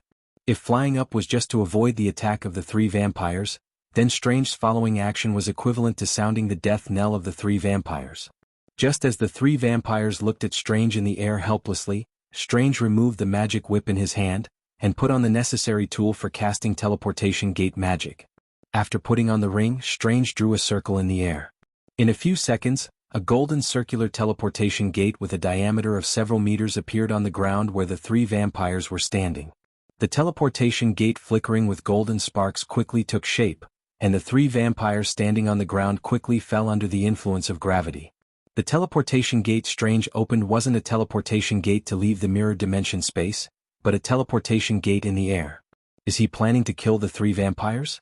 Seeing Strange open the teleportation gate under the feet of the three vampires, Rog couldn't help but think. However, it turned out that he had somewhat underestimated his junior brother. Although Strange opened the other side of the teleportation gate in the air of the mirror dimension space, he didn't have the intention to kill the three vampires. When half of the three vampires' bodies fell into the teleportation gate, Strange didn't hesitate at all. His right hand suddenly pulled as if he was pulling a non-existent pocket, and the teleportation gate with a diameter of several meters instantly shrank and disappeared. Bright red blood splashed everywhere, and the three vampires who fell into the teleportation gate seemed to have been cut in half at the waist. Their upper body and lower body were instantly separated. To a certain extent, what Strange did was indeed similar to being cut in half at the waist. However, the tool he used to cut in half at the waist wasn't an ordinary weapon, but the omnipresent and incomparably powerful spatial force. Using the formidable power of the spatial restoration gate, Strange easily completed the purpose of cutting in half at the waist. Being instantly cut in half at the waist, whether for humans or vampires, was a heavy blow that their lives couldn't bear. The only difference was that after humans suffered such a heavy blow, it wouldn't take long for them to report to the Grim Reaper. Vampires, on the other hand, could hold on a little longer. Vampires were born with a powerful regenerative ability, but at this time not only could it not heal their injuries, but it also became the source of their pain, greatly prolonging their suffering time. Well done.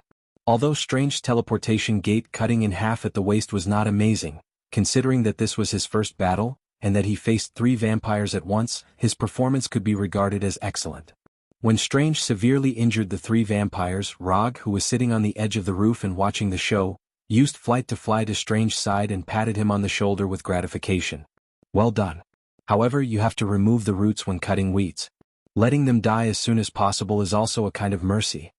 As soon as his voice fell, Rog raised his right hand and summoned 3 small clusters of hellfire on his index, middle and ring fingers. He casually waved his hand, and these 3 clusters of hellfire, which were only the size of a fingertip, flew like bullets towards the 3 vampires who were howling in pain on the ground. The moment the hellfire touched the 3 vampires who only had their upper body left turned into ashes in the blink of an eye, completely disappearing. Chapter 606. Where are we going next? After Rog finished destroying the corpse, Strange lifted the mirror space that enveloped the entire block and turned to Rog and asked, "Keep flying forward and you will meet your second opponent." Rog sensed a little and gave Strange a new direction. "Okay." With that, Strange took the lead and flew forward. The battle just now didn't consume much of his energy. And after officially completing his first battle, he had an idea to test the limits of his current strength. Although he didn't say this idea out loud, Rog saw his plan at a glance. Rog also had this idea in the past, and what he did was even more excessive than what Strange did.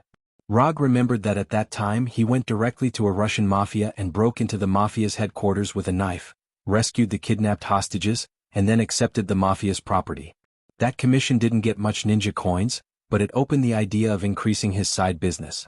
It was also from that day on that he began to gradually develop the habit of never failing to act.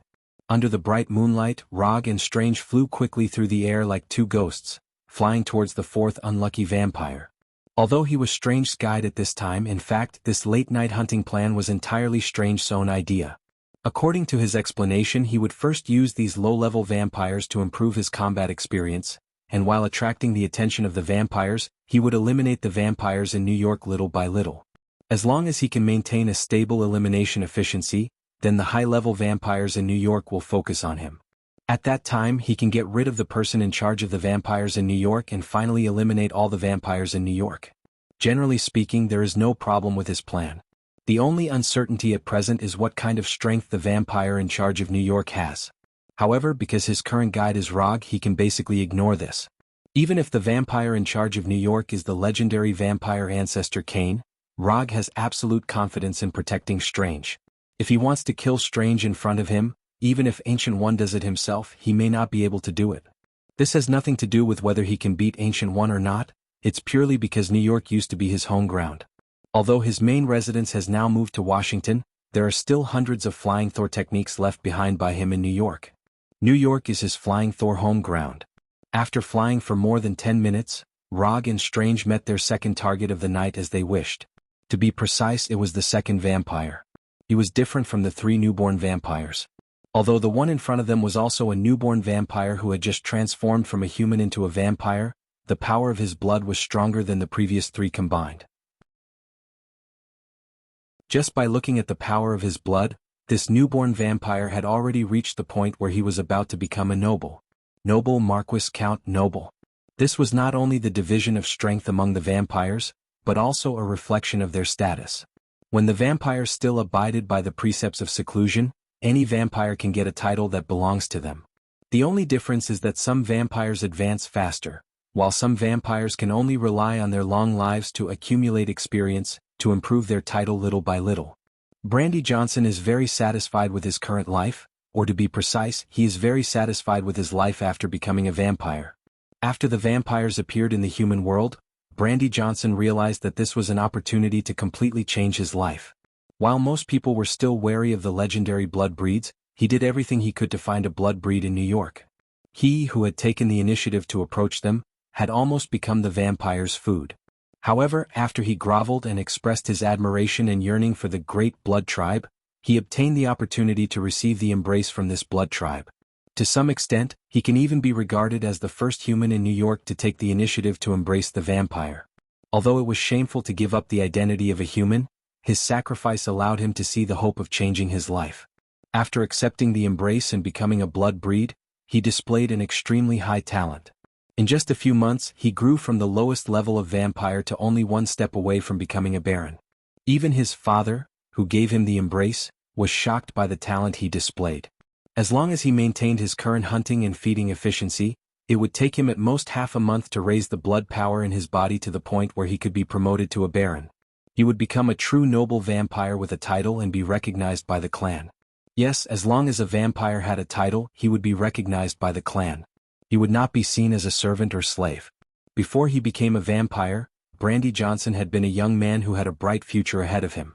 However, real life taught him a lesson time and time again. If you didn't have a prominent background, if you didn't have the absolute talent to look down on others, if you didn't have the support of a superior, then, no matter how hard you try, you will never be able to break those invisible, intangible but real, unspoken rules. Brandy Johnson also fantasized about using hard work to change his not-so-outstanding background and family background. Unfortunately, in a capitalist society where money was paramount, the harder he worked, the faster his boss could get the latest Ferrari. Not to mention the fact that his credit had been stolen by his flatterer colleague, and that his longtime girlfriend had thrown herself at his sports car driving friend, and a series of melodramatic but real events, he was in despair. However, just as he was considering whether to take the initiative to end his clown-like life, the vampire appeared. Although a few months had passed, he still couldn't forget the scene when he became a vampire. His fat boss and flattering colleague knelt in front of him and begged for mercy. He also couldn't forget the fear and regret on his ex-girlfriend's face when he sucked her blood dry. Of course, he also couldn't forget the scene of the sports car friend who he once regarded as a confidant, but who appeared on his girlfriend's bed, crying in pain when he broke all 4 of his limbs. That cry was extraordinarily pleasant to hear. Thinking of this, a morbid smile appeared on Brandy Johnson's face.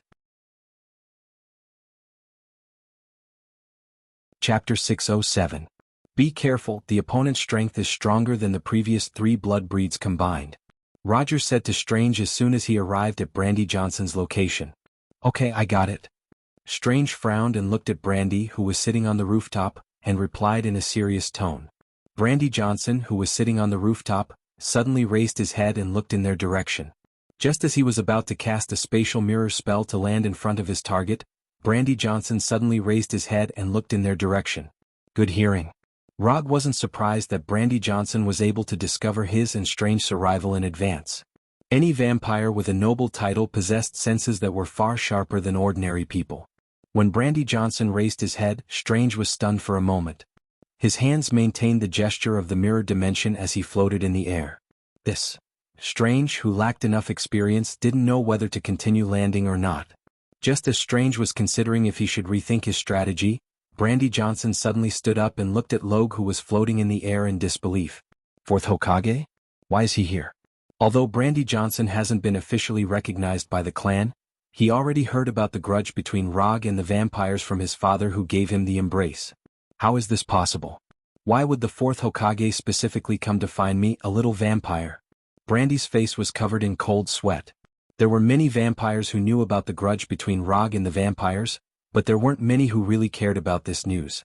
Even some of the less intelligent vampires, after hearing this news, had a crazy idea to fight with Konoha. But these vampires didn't have time to carry out this crazy idea, as they were killed by their father. If it's not necessary, don't provoke Konoha. Especially Rog, the 4th Hokage of Konoha. Although this wasn't an official order, those vampires who dared to violate it didn't live to see the moon the next day. After confirming that the person floating in the air was Rog, Brandy Johnson didn't hesitate and turned to run. Rog sighed helplessly as he looked at Brandy, who was running away like a frightened stray dog. Although he didn't know how the vampires trained the vampires, from Brandy's actions, they obviously reminded the vampires to pay special attention to some things. What do we do now? Strange dispelled the spatial mirror spell that he had yet to cast and flew back to Rog. Follow him, maybe I can have some extra relaxing activities tonight. After saying that, Rog took the lead and flew toward Brandy. Brandy's running speed was far faster than ordinary people, and the escape route. But in front of Rog, who has the ability to fly and chakra, his escape was declared a failure. Rog and Strange followed behind him, like 2 hunters stalking their prey. How could this be? Could it be that they found out that I tortured and killed my ex-girlfriend and friends? Didn't they say that as long as I don't provoke Konoha, Konoha's people won't come? Brandy, who was running frantically, thought about the possibilities in his mind. But he would never have thought that the reason why he met Rog tonight was purely a coincidence. After flying for nearly half an hour behind the running Brandy, Rog and Strange came to an abandoned factory. In order to prevent Brandy from noticing that he was following them, Rog even cast a group invisibility spell on himself and Strange to conceal their figures. Under the gaze of the 2 of them, Brandy Johnson carefully walked into the factory that had been abandoned for a long time. When entering the factory, Brandy didn't forget to look up and look around to make sure that Rog didn't follow. When Brandy's figure disappeared behind the back door of the factory, Rog stopped Strange, who was about to land on the roof of the factory. There are a lot of vampires in there, and some of them have titles. After going in, your target is still the guy who ran away just now. As for the rest, I'll take care of it. Although there were a lot of vampires in the factory, for Rog, there was no difference between one vampire and a group of vampires. Even if there were 8 vampire dukes in the factory, he had absolute confidence in dealing with them. Strange had no objection to Rog's arrangement. It was only after experiencing a real battle that he began to realize just how powerful Log was. That's the power of a single person against a country and a race. When Rog landed at the gate of the factory, Strange controlled the floating cloak to slowly land behind him, and immediately cast Light of Magic, condensing a shining golden magic whip in his hands. Don't be so nervous, the strongest vampire inside is only a Viscount. Rog glanced at Strange, then walked into the abandoned factory without any lights as if he was taking a stroll after a meal. Generally speaking, vampires usually gathered in private manors or five-star hotels and other high-class places.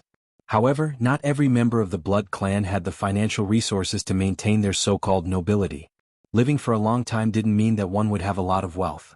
Even among the vampires with titles, there were many who couldn't take out millions of USD. Wait a moment, I'll use the magic you know to deal with these guys. If you're interested, you can learn a little. But my fighting style might not be suitable for you, so you don't have to bite the bullet and learn it. Just observe it. Strange only had 5 spells at his disposal, and only 4 of them could be used in battle. Although the out-of-body magic wasn't absolutely impossible to deal with enemies, the timing to cast it was rather harsh, and it wasn't suitable to be used as a regular combat method. Okay. Strange answered silently, still maintaining the magic whip in his hands. Then I'll teach you the first lesson now. In a dark environment, you need to avoid exposing your position as much as possible. After saying that, Rog pointed at the magic whip in Strange's hand that was constantly emitting golden light. After hearing Rog's reminder, Strange froze for a moment, then removed the magic whip in his hand.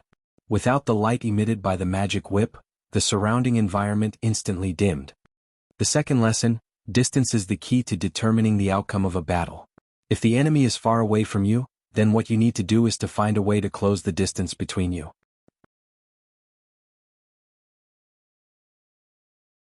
Chapter 608. Distance. Strange repeated and then nodded, indicating that he understood. Although he already gave a reply, Rog felt that he still didn't understand. Since this was the case, then he would use an actual case to prove it. Rog put on the ring and began to cast a portal in front of Strange. Unlike the previous portals, the portal he opened this time wasn't big, only a few dozen centimeters in diameter. What was even more unusual was that the portal he cast this time was extremely fast. In less than a second, he opened up a portal above his right hand. Looking at this unreasonably small portal, a puzzled look appeared on Strange's face. However, he soon understood Rog's plan. Almost at the moment when the portal was formed, a vampire standing in a corner of the factory fell into the portal that suddenly opened under his feet. *CK. The vampire didn't realize what happened and fell into the portal as if he fell into a lake. The entrance of the portal was set by Rog at the feet of the unlucky vampire. And above his right hand was naturally the exit. When the unlucky vampire fell from the portal that was only a few dozen centimeters in diameter, Rog stretched out his right hand and grabbed the vampire's neck. Then, his right hand suddenly exerted force. Crack. The crisp sound of bones breaking was heard. This vampire with amazing recovery ability didn't even have time to see Rog's face before his neck was broken. If this was a vampire with a noble title, then even if his neck was broken he wouldn't die on the spot. The power of blood in his body was enough to repair the wound on his neck. Unfortunately, this vampire was just a newborn vampire, and the power of blood in his body was so weak that it was almost negligible. This is actually similar to the 3 vampires you used the portal to cut in half. The key is that the casting speed is fast enough, so fast that the target can't react in time. Your casting speed is not bad. Without increasing your casting speed, reducing the size of the portal can effectively reduce the time it takes to form. After throwing away the lifeless vampire in his hand like garbage, Rog turned his head and explained to Strange. Strange is someone who will become a supreme mage in the future. His magic talent is far above Rog's. But when it comes to killing, Rog is at least several levels higher than him. Although the vampire whose neck was broken by Rog was just a newborn vampire, Strange was still shocked by Rog's understatement. For some reason in his view, the scene of Rog killing the vampire just now had an indescribable casual and natural flow, as if it was drinking water and eating. Is this the difference between a professional and a non-professional? Strange couldn't help but think. The use of the portal is far more than what the book said. If you're interested, you can study it yourself, Rog said as he walked inside the factory. At the same time he was thinking about the next guidance. Very quickly he came up with the next subject for Strange's guidance. I see that you're quite familiar with the magic light. Then I'll tell you some of the combat essentials of this magic. Rog, who was walking slowly, suddenly stopped and turned his head to Strange. Look carefully, don't blink. As soon as his voice fell, Rog once again cast the portal magic. The blood breeds in the factory immediately reacted when the blood breeds suddenly fell into the portal beneath their feet and disappeared. While Rog was explaining to Strange, these vampires showed their innate speed and agility and quickly changed their position. But in front of Rog's chakra perception, their stealth movements were meaningless.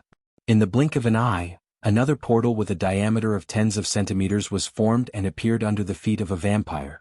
In the next second, this unlucky guy fell from the portal in front of Rog. Light of magic, blade form. The moment this vampire was about to land, Rog's right hand swung out like lightning. Under Strange's gaze, a golden magic blade instantly appeared in Rog's right hand. Then with lightning speed, it slashed across the vampire's neck. One slash decapitated. When the golden radiance slashed across the vampire's neck, the magic blade instantly disappeared. This vampire's head was thrown high into the air and fell heavily to the ground. Rog said slowly, light of magic can be condensed into various forms of weapons. For example, I prefer to condense it into the form of a katana that is convenient for slashing. Simply put, this is a magic that uses magic to condense a physical weapon. It doesn't matter what form the weapon is condensed into. The important thing is to not let the enemy prepare in advance, and the speed of the attack has to be fast. You like long whips, that's not a problem, but you'd better not let the enemy know in advance. Otherwise, they can make corresponding preparations in advance, such as quickly approaching you to avoid the whip's most effective attack range. Know what form of weapon can exert the greatest power at what distance, and can quickly change according to the actual situation. This way, this magic can exert the greatest power. Rog patiently explained, fearing that Strange didn't understand something. In fact, this kind of thing could be understood by Strange in future battles. But since he accepted the task of guiding Strange, he would naturally do his best to help his junior grow up. Understood. Although Rog was a mage taught by Kamartaj, Strange found that Rog's understanding of light of magic was completely different from his. In Rog's eyes, light of magic was a close-range weapon arsenal. And he found that no matter what kind of magic Rog used, he would try to pursue the instant effect as much as possible. In this regard, he was completely different from Kamartaj's fighting instructors. Not only did Kamartaj's mages like glittering magic, but they would also deliberately maintain the golden effect, as if they were afraid that others couldn't see it. But Rog was completely different. He seemed to hate these golden effects. There's nothing much to teach about mirror dimension. It's just a matter of the size and casting speed. You can slowly study this by yourself and strive to achieve instant effect. A spell that could be cast instantaneously was a good spell suitable for battle. Chapter 609. Whether it was magic or ninjutsu, Rog pursued instant casting as much as possible. Although ninja was a melee profession, he had the heart to become a magic cannon. Because of the gift of Muji, he could basically cast ninjutsu instantaneously. As long as the amount of chakra could keep up, he could transform into a ruthless ninjutsu machine. However, magic was slightly different. Although his casting speed was faster than many professional mages, it still didn't reach the perfect state in his mind. But he didn't spend too much time and energy to improve his casting speed. After all, his profession was a ninja, not a mage.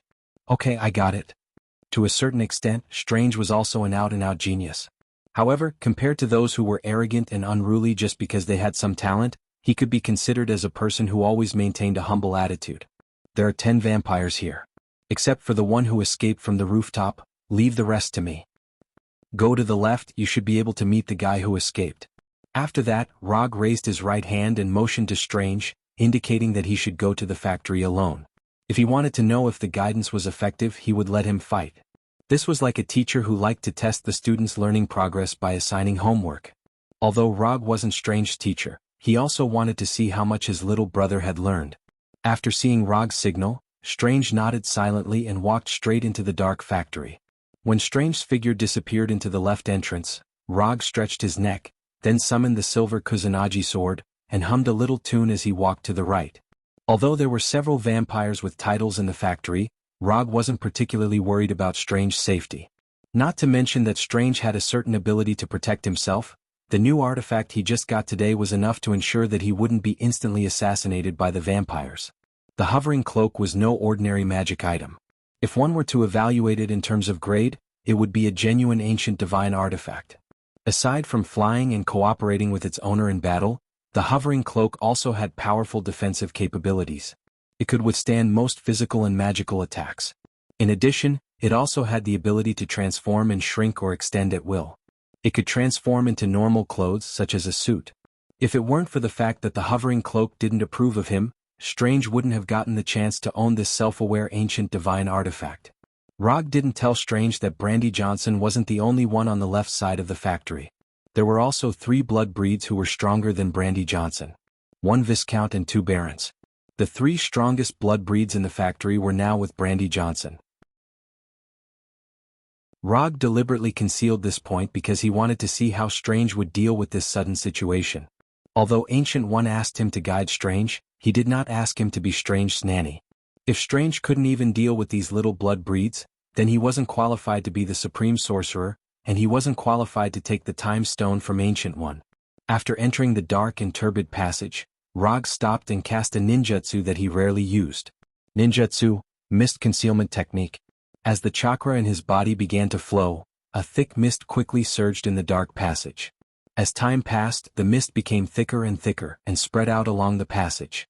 When the thick mist seriously blocked the line of sight, Rog walked forward again. This time he didn't hum a tune, didn't make any sound, and even the sound of his footsteps seemed to have completely disappeared. Who did that guy Brandy meet outside? I've never seen him so flustered. Who knows, I've never liked him. Didn't he just receive the embrace earlier than us? What's there to be arrogant about? Do you think he met someone from the Avengers? Wasn't the Avengers taught a lesson by the ancestor some time ago? Maybe he met those street vigilantes. The street vigilantes that these blood breeds spoke of were the vigilantes represented by Daredevil. Strictly speaking, Gwen was actually a vigilante. Although she had the strength to become a superhero, because she didn't participate in any major crisis, she wasn't a real superhero. While these vampires were whispering to each other, Logue, who was using a different kind of silent killing technique, silently appeared behind them and watched them complain about Brandy Johnson. Mist, silent killing technique. This was the famous move of the Mist Ninja Zabuza, who was known as the Ghost Man chakra hit the whole body, and the purple chakra flow burst out like a ghost, and then through the fog produced by the mist concealment technique, he hid his tracks and moved at high speed to assassinate the enemy in the fog. If he was in a good mood, he could also appear at the last moment for an ultimate kill. However, this assassination method belonged to Zabuza's silent killing technique, not Rog's silent killing technique. Rog borrowed some ideas from Zabuza's silent killing technique and made some improvements. For example, the effect of stealth in the fog was enhanced, and the high-speed movement assassination was adjusted to silent movement assassination. Of course, if necessary, he could also switch silent movement to high-speed movement. But in this way, the effective silent approach would be significantly weakened. Is it foggy? Because of the dim light, these blood breeds who complained about Brandy Johnson only now discovered the thick fog that had already shrouded them. How can there be fog here? This is chi. Before the vampire finished speaking, Rog, who had appeared behind them for a long time, waved the Kusanagi sword in his hand. The head that flew high and the blood that burst out suddenly awakened the group of vampires, and they fled in all directions like frightened birds. However, they had just taken a few steps when they saw a silver arc flash in the fog. Another vampire had been beheaded. In less than a few seconds, 2 vampires were beheaded. But what shocked them even more was that they didn't see the attacker's appearance until now. Not to mention who the attacker was, they didn't even see where the attack came from. Just as the 4 surviving vampires gathered back to back in fear and looked around for the attacker, a silver-white arc once again streaked across the thick fog. Chapter 610. Another head was thrown high into the air, accompanied by fresh blood. The silver-white light flashed, and another vampire's life was taken away. Under Rog's silent killing technique, the remaining 3 vampires felt an indescribable pressure.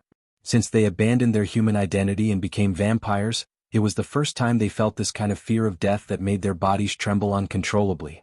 What the hell is going on? Although they wanted to know the answer, unfortunately, they were destined to go to hell with this question. For these former humans who took the initiative to throw themselves into the arms of the vampires, Rog had no intention of holding back. He was not interested in knowing why these people chose to become vampires, but he despised this kind of inhumane approach. Human beings do have a lot of shortcomings, but no matter how many shortcomings there are, it is not a reason to give up their human identity. With Rog's strength he can quickly kill these vampires in a short time. But he didn't do so, but deliberately slowed down his speed, a little bit prolonging the fear of these vampires. Under the great pressure of death, these vampires could no longer maintain their calm, and began to panic and run away. However, their efforts were doomed to be in vain. When improving the silent killing technique, Rog didn't forget to make some adjustments to the fog concealment technique. It's a bit of a waste to just block the enemy's line of sight through the fog. In order to make the fog play a greater role, he also deliberately covered the fog with some chakra. Although these chakra attached to the fog won't directly hurt the target in the fog, it can be used as a contact medium for other attacks. For example, genjutsu that can cause great damage to the mind. Genjutsu, Hell's View technique. Rog didn't stop these vampires from escaping, nor did he use his most commonly used Sharingan genjutsu, but he used an ordinary genjutsu that is not difficult. Compared with the strange Sharingan genjutsu, the effect of Hell's View technique is much simpler. Hell's View technique can make the opponent see the horror in their heart that they don't want to see. As for what the opponent will see, even Rog himself doesn't know. To put it simply, the view of hell was to draw out the most fearful scene in the opponent's heart and use the fear in the opponent's heart to defeat the opponent. This was similar to the so-called "I'll kill myself." A few seconds after Rog performed the Sea of Hell technique, the three vampires screamed miserably in the thick fog. Rog didn't know what they saw, but judging from their screams, the illusion in front of them must be very exciting. After determining the location of the three vampires through the screams, Rog walked towards them with the Kusanagi sword in his hand. 1, 2, 3. After using the Kusanagi sword to kill the three vampires, Rog deactivated the mist concealment technique and walked to the other side of the factory. At this time, Strange, who was on the left side of the factory, was facing the most difficult battle in his life. According to Rog's instructions, he walked into the passage on the left side of the factory, and then at the end of the passage he saw Brandy Johnson running away. However, Brandy Johnson wasn't the only vampire that appeared in front of him. After seeing the three vampires beside Brandy Johnson, Strange immediately reacted. Rog definitely did it on purpose. Although Strange didn't know what kind of perception Rog had, he was 100% sure that the dignified Yondaime Hokage would never make such a serious misjudgment. Since it wasn't a misjudgment, then the only possibility left is that Rog did it on purpose. Although there were more enemies in front of him than he had imagined, and their strength was also stronger than he had expected, Strange still maintained the calmness he should have, and didn't reveal any fear or panic. When Brandy Johnson and the others were charging towards him like lightning, Strange decisively cast a spell. Portal. Just when Brandy Johnson and the others were about to rush in front of him like a pack of wolves hunting their prey, Strange opened a portal less than a meter in diameter under his feet, and let himself fall into the portal. Strange didn't have the intention to escape. Falling into the portal, he fell from the ceiling behind Brandy Johnson and the others. At the same time he was ready to cast mirror dimension magic. Although Brandy Johnson and the others' first siege failed, they quickly adjusted their posture, and once again attacked Strange, who was floating in the office. Mirror dimension. When Brandy Johnson's sharp nails were about to touch him, Strange pushed out the mirror dimension magic that he had already prepared. In the next second the space between them seemed to fold like broken glass. Brandy Johnson didn't have time to react, and under the influence of inertia, he rushed into the mirror dimension magic. After trapping Brandy Johnson in the mirror dimension magic, Strange's hands danced again. The magic whip shining with golden light instantly formed, and fiercely lashed at the remaining three vampires. First, trap Brandy Johnson, then attack the rest of the enemies. Strange's tactic wasn't wrong, but he neglected a small problem. Brandy Johnson, who was trapped by him, was the weakest vampire present. Just when the golden magic whip was about to hit the vampire in front of him, the vampire, who looked to be in his 30s, revealed a mysterious smile. Then he instantly disappeared from Strange's sight. Shadow Leap. Why was it that only with a noble title could one be truly recognized by the clan? The reason was simple: because only with a noble title could one truly learn the unique dark magic of the blood breeds. Using the power of shadows, the vampire who was supposed to be hit by the magic whip easily dodged Strange's attack, and appeared behind him in a flash. Corrosive Claw. The right claw with strong corrosive power fiercely attacked Strange's back. However, just when the right claw emitting traces of green light was about to hit Strange's back, The floating cloak automatically took the initiative to meet the claw-like right hand. The corrosive claw touched the floating cloak and then nothing happened. How was this possible? Chapter 6:11. A cloak that doesn't take the initiative to help its owner block attacks is not a good cloak. The hovering cloak proved with its actions what an excellent cloak is. When the hovering cloak took the initiative to wrap around the vampire behind Strange, Strange once again waved the magic whip in his hand and swung it at the other two vampires. Pa pa pa. Although Strange was a neurosurgeon before becoming a mage, it has to be said that his whip skills are very good. The only thing he wasn't sure about was whether he learned this whip technique from Kamartaj's fighting teacher or from some special professions. The magic whip in Strange's hand danced in the air, and the remaining two vampires were unable to get close to him. When Strange resisted the attacks of the two vampires by himself, Rog, who had already cleaned up the small fries, quietly came near him. However, he didn't participate in the battle, but like a spectator, he admired Strange's heroic figure. No one present, including Strange, noticed his arrival. Relying on the hovering cloak and the magic whip, Strange temporarily resisted the siege of these three vampires. But as time passed, especially when these vampires began to cast magic, the pressure on him increased.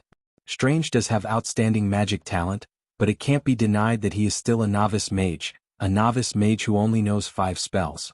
The lack of magic caused him to lack sufficient means to deal with an attack.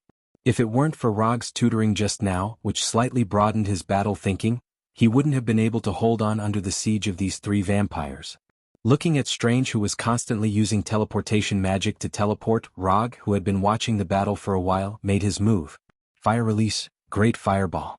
Rog, who was near the passage, took a deep breath and then spat out a huge fireball with a diameter of several meters. The astonishing orange-red fireball flew like a cannonball towards the vampire in front of Strange. Boom! A huge explosion sounded, and the exploding sparks dispelled the surrounding darkness. When Rog just spat out the great fireball, Strange opened a small portal under his feet. Although it was the first time he saw the great fireball, his intuition told him that this astonishing fireball was very dangerous. Strange wasn't the only one who had this premonition. The vampires who were fighting with him also had the same idea. Strange could escape the attack range of the great fireball through the portal, but the remaining two vampires were not so lucky. Although in Naruto's world, fire release has the title of undying technique. However, that also depended on who was using the fire escape technique. Some people cast fire release is still very terrifying. For example, Uchiha Madara or Rog. After the great fireball exploded, Rog didn't look at the two vampires and used the body flicker technique to come to Strange's side, who had just walked out of the portal, and slowly said, "I'll take care of the rest, you go to the mirror dimension space and deal with the guy who escaped." Although Rog came after the battle, as long as he took a look at the mirror dimension space entrance in midair, he could know what Strange had done before. After watching the battle for a while, he also roughly figured out the extent of Strange's current mastery. Whether or not Strange could take care of these vampires on his own wasn't the main point. The main point was whether or not he understood Logue's instructions. "You can tell me in advance next time, I don't mind you using actual combat to test my learning progress. But I don't like the feeling of being hidden," Strange complained. "In a real battle, no one will provide you with information in advance, so be content." As soon as his voice fell, Rog disappeared in front of Strange. "It's time for tonight's operation to end." After Rog disappeared, Strange summoned back the hovering cloak that tied up the other vampire. He put on the cloak and flew towards the entrance of the mirror dimension in midair. More than 10 minutes later, Rog and Strange left the abandoned factory and flew in the direction of the New York Sanctum. In terms of the results of the operation, tonight was a good hunting operation. After tonight's battle, Strange was no longer the rookie sorcerer who only had theory and no practical experience. And Rog also completed his guidance task. In the following time, he only needs to protect Strange's safety and prevent the future Supreme Sorcerer from being killed by vampires. As for the rest, it's Strange's own business. After returning to the New York Sanctum, Rog greeted the king who was guarding the sanctum. He then went to the study in the sanctum, picked up a magic book and started reading. Although the collection of books in the New York Sanctum is not as good as Kamartaj, there are many unique books here that Kamartaj does not have. When Rog spent the rest of the night in the study, Strange returned to his room without saying a word, digesting the harvest of tonight. For Strange, tonight was definitely a memorable night. Nothing happened all night. When the sun rose the next day, Rog left the New York sanctum alone and opened the portal to return to Konoha headquarters in Washington. Although he promised Ancient One to guide Strange for a period of time and protect Strange's life and safety. But this doesn't mean that he will drop everything and stay with Strange all day. It's daytime, it's vampire sleeping time, and Strange is now in the New York sanctum, so he doesn't need to worry about Vampire's revenge. After enjoying an exquisite breakfast at Konoha headquarters, he came to the private training room located underground. The sage body from Hashirama has been completely developed, and the eye power of Manjikyu Sharingan has long been raised to the limit, so the next thing to do is, of course, to upgrade Manjikyu Sharingan to Rinnegan. Rinnegan, the ultimate dojutsu derived from the fruit of the God Tree Chakra, is known as the eye that controls life and death. The power of Rinnegan is beyond doubt, but similarly the conditions for opening it are also extremely harsh. Under normal circumstances, only Indra's Chakra reincarnation can open it after transplanting the body or cells of Ajura Chakra reincarnation. Simply put, it is necessary to have eternal Manjikyu Sharingan and Hashirama cells. Rog doesn't have eternal Manjikyu Sharingan, but he has the same sage body as Hashirama. So as long as he finds the right way, he may be able to open Rinnegan. As for what is the right way, Rog already has a general idea. Chapter 6:12. Uchiha Madara has given enough advice on how to open Rinnegan. Although after he obtained Hashirama's cells, it took him a long time to awaken the Rinnegan before he died. But his experience can still be used for reference. And unlike him, Roger now has a guarantee that he can open the Rinnegan with 100% success rate. The chakra fruit of the God Tree. As long as 3 months pass, the God Tree on Igo will be completely mature. Even if his current attempt fails, he can still open Rinnegan after 3 months. So even if he fails now, he has nothing to worry about, he just needs to make sure that he doesn't kill himself. After coming to the private training room located in the basement of Konoha's headquarters building, Rog stretched his limbs. Then he opened the Hashiman Tanku. Moreover, he directly opened the 7th gate of the Hashiman Tanku. Hashiman Tanku, 7th gate of wonder, open. In an instant, a large amount of blue steam was emitted from his body, and the already amazing amount of chakra instantly skyrocketed. Although this sudden burst of blue steam is similar to the chakra coat he usually uses, it has nothing to do with chakra. This blue steam is the evaporation of sweat when the body is overloaded. As for why it is blue after evaporation, Rog doesn't know the specific reason. Anyway, the Hashiman Tanku is set up like this. The method he intends to use to forcibly open Rinnegan is simple, but also difficult. In short, it is to overload the fully developed Sannin body, and then use the chakra enhancement brought by the Hashiman Tanku to forcibly stimulate his Manjikyu Sharingan. With the super recovery brought by the Sannin body, Rog doesn't need to worry about the sequelae of opening the 7th gate of wonder. Moreover, in this state of overloading the body, his Manjikyu Sharingan will also be stimulated to the limit. The opening of Rinnegan, in the final analysis, is the reappearance of the power of the Otsutsuki clan. Rikudo Sannin inherited the power of Otsutsuki Kagaya, so he was born with Rinnegan. The so-called Indra Chakra and Ajura Chakra were just a part of the Sage of the Six Paths power. Therefore, Rog intends to directly skip the link of Indra and Ajura Chakra. With the help of the chakra buff brought by the Hashiman Tanku, and the power of his sage body and Mangekyo Sharingan, he will touch the level of the Sage of Six Paths. This kind of potential squeezing that was similar to seed explosion definitely had some risks. However, Rog had calculated that the risk was completely within the acceptable range. It's totally worth it to open Rinnegan 3 months in advance. After opening the 7th gate of wonder, his body had been strengthened to an unimaginable level. Right now, even if he were to compete with Hulk in terms of strength, he still had absolute confidence that he would have the upper hand. The 8 inner hidden gates was a body technique that was used to risk one's life in battle, but now he was using it as an auxiliary move. Of all the users of the 8 inner hidden gates, he was the only one who dared to do such a thing. Although the practice was a bit crazy, the benefits it brought were obvious.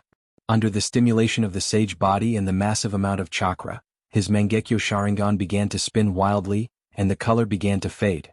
It actually worked? After noticing that the lines on his Mangekyo Sharingan were spinning wildly uncontrollably, Rog froze for a moment. However, he quickly calmed down and controlled the surging chakra in his body to flow into his eyes.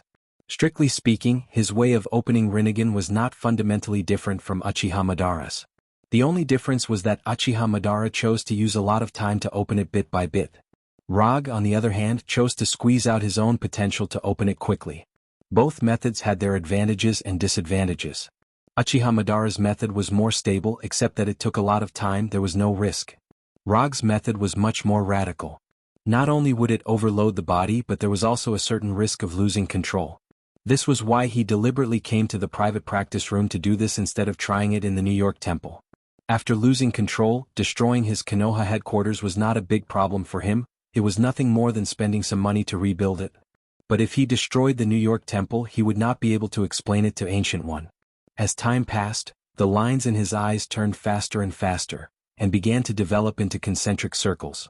At the same time, the bright red color was getting lighter and lighter, gradually showing a trace of lavender. Judging from the mutation of the Mangekyo Sharingan at this time, the progress was smooth. But Rog couldn't relax at all. Even if the amount of chakra he had now surpassed that of Hashirama, the chakra in his body was gradually unable to keep up with the consumption. Do I have to open the 8th gate of death? This idea involuntarily emerged in Rog's mind. But he quickly gave up this crazy idea. Trying to open the Rinnegan didn't need to go to such a point. After thinking for a few seconds he quickly made a decision. Give up opening both eyes at the same time and open one of them first. He decisively stopped the chakra rushing to the left eye of the Mangekyo and used all the chakra in his body to stimulate the right eye. Without the continuous stimulation of chakra, his left eye quickly returned to its normal appearance and changed back to the bright red form. At the same time the color of his right eye was getting lighter and lighter. When the chakra in his body was about to reach the lowest warning line of life-threatening, the chakra in his body suddenly calmed down. The right eye, which had just madly devoured his chakra like a black hole, finally stopped and no longer consumed his chakra madly. Did he really succeed? Although he couldn't see what his right eye looked like at this time, Rog could be sure that he really succeeded. When he fought against Thanos on Titan he used the reality gem to temporarily evolve himself into a Rinnegan. And at that time he also had the right eye of Rinnegan. There's no mistake, this is the feeling. He slowly raised his right hand and pointed his palm at the steel door of the practice room. 10,000 Mammoth Tensei. With a thought, a terrifying gravitational force poured out of his palm and directly acted on the steel door more than 10 meters away. Boom. The steel door that was enough to withstand the bombardment of rockets was pulled out and quickly flew towards Rog under the effect of 10,000 Mammoth Tensei. When the steel door, which was nearly 10 centimeters long, came in front of him, he gently waved his right hand and threw the steel door flying at high speed to the side. This is the feeling. Rog lifted the 7th gate of wonder and smiled with satisfaction.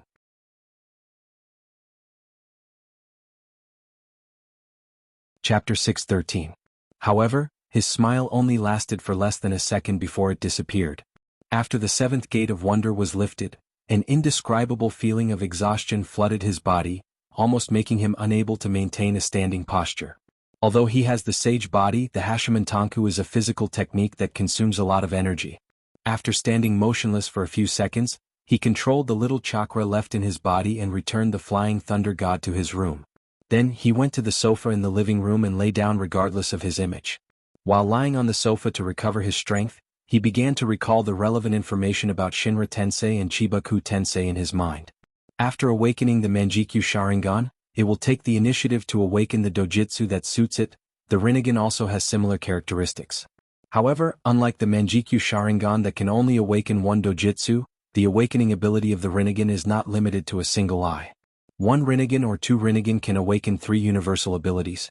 Shinra Tensei symbolizes repulsion, Wansho Tensei symbolizes gravity, and Chibaku Tensei symbolizes the ultimate control of gravity. At this time, although Rog only opened one Rinnegan, and it hasn't been long since he opened it. But at the moment when the Rinnegan opened, he knew that at this time he can already skillfully use the 3 Rinnegan ninjutsu. This was different from when he was on Titan Star, where he had to rely on the power of the Gem of Reality to cast it. After all, the Rinnegan he had at that time was just a fake Rinnegan made by the Gem of Reality. After lying on the sofa with his eyes closed for more than 10 minutes, he slowly got up and walked to the bathroom. Opening the 7th gate of wonder made him sweat a lot. Although the sweat evaporated as soon as it came out, turning into blue steam, he still couldn't stand the feeling of sweating all over his body. More than half an hour later, after taking a comfortable hot bath and changing into clean clothes, he opened the portal and returned to the New York temple. Strange Vampire Experience mission is not over yet. and he also has the idea of finding a few vampires to practice his Rinnegan. What happened to your eyes? When he arrived at the cafeteria in the temple, Strange, who was eating a burger, looked up at him and asked in confusion. Nothing much, just a change of image. Rog's left eye is now a 3-tomo Sharingan, while his right eye is a Rinnegan. His blood-red left eye and light-purple right eye gave off an asymmetrical sense of beauty. Kuroda didn't explain the Rinnegan to Strange. He poured himself a cup of black coffee and sat opposite Strange.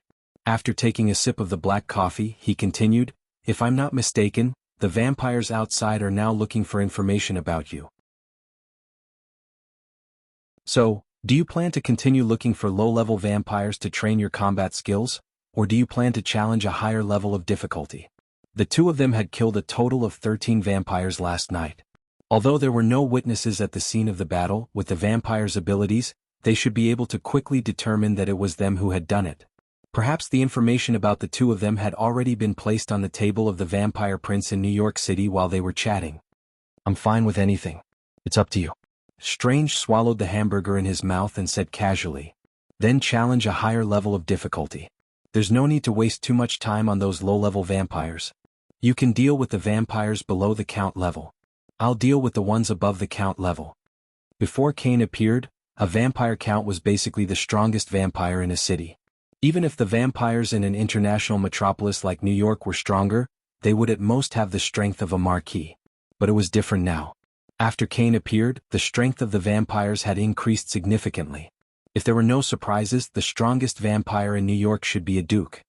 No problem. Strange didn't have any objections to Rog's arrangement. Last night, he had already fought with a vampire with the strength of a viscount. Although he didn't win, he had no problem protecting himself. If you have time today, learn a few more spells. If you only know 5 spells, you can only bully vampires below the count level. The future Doctor Strange was proficient in various schools of magic and could be considered one of the top existences in the field of magic. But the current Strange was still very far away from that realm. It was only at this time that Rog, a part-time mage, could act as Strange's magic teacher.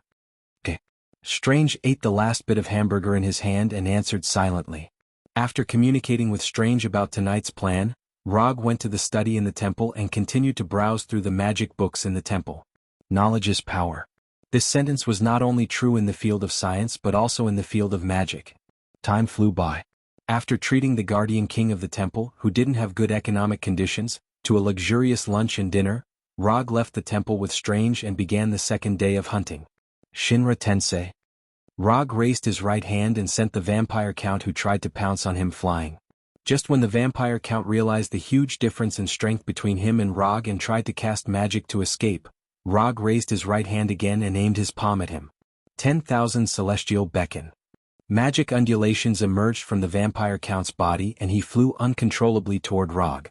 Who is this guy? This unlucky vampire count didn't recognize Rog. The reason was simple. Rog deliberately cast a transformation spell to change his appearance so that these guys wouldn't frantically run away when they saw him. After using the tyrannical gravitational force of 10,000 Celestial Beacon to pull the vampire count in front of him, hellfire from the depths of hell appeared on Rog's right hand. The moment his right hand wrapped in hellfire grabbed the vampire count, this vampire count who had a certain reputation among the vampires let out a miserable scream. This ear-piercing scream only lasted for a short 1 or 2 seconds before abruptly stopping. The vampire count whose neck had been grabbed by Logue quickly turned into a cloud of scattered ashes under the scorching hellfire. A vampire count was nothing more than this. After shaking his right hand that wasn't stained with any ash, Logue turned to look in Strange's direction. Compared to last night, Strange had improved significantly today. With the help of the hovering cloak, he faced off against 5 vampire viscounts alone. Moreover, he fought back and forth without yielding an inch. You're tuning in to the Han Lee's Wuxia Chronicles YouTube channel. We're so grateful for your support and don't forget to subscribe to join us on this incredible journey through captivating stories. Your generosity through donations truly makes a world of difference, as it's the primary source of revenue that allows me to expand and enhance this channel for you. Thank you from the bottom of my heart for being a part of this adventure.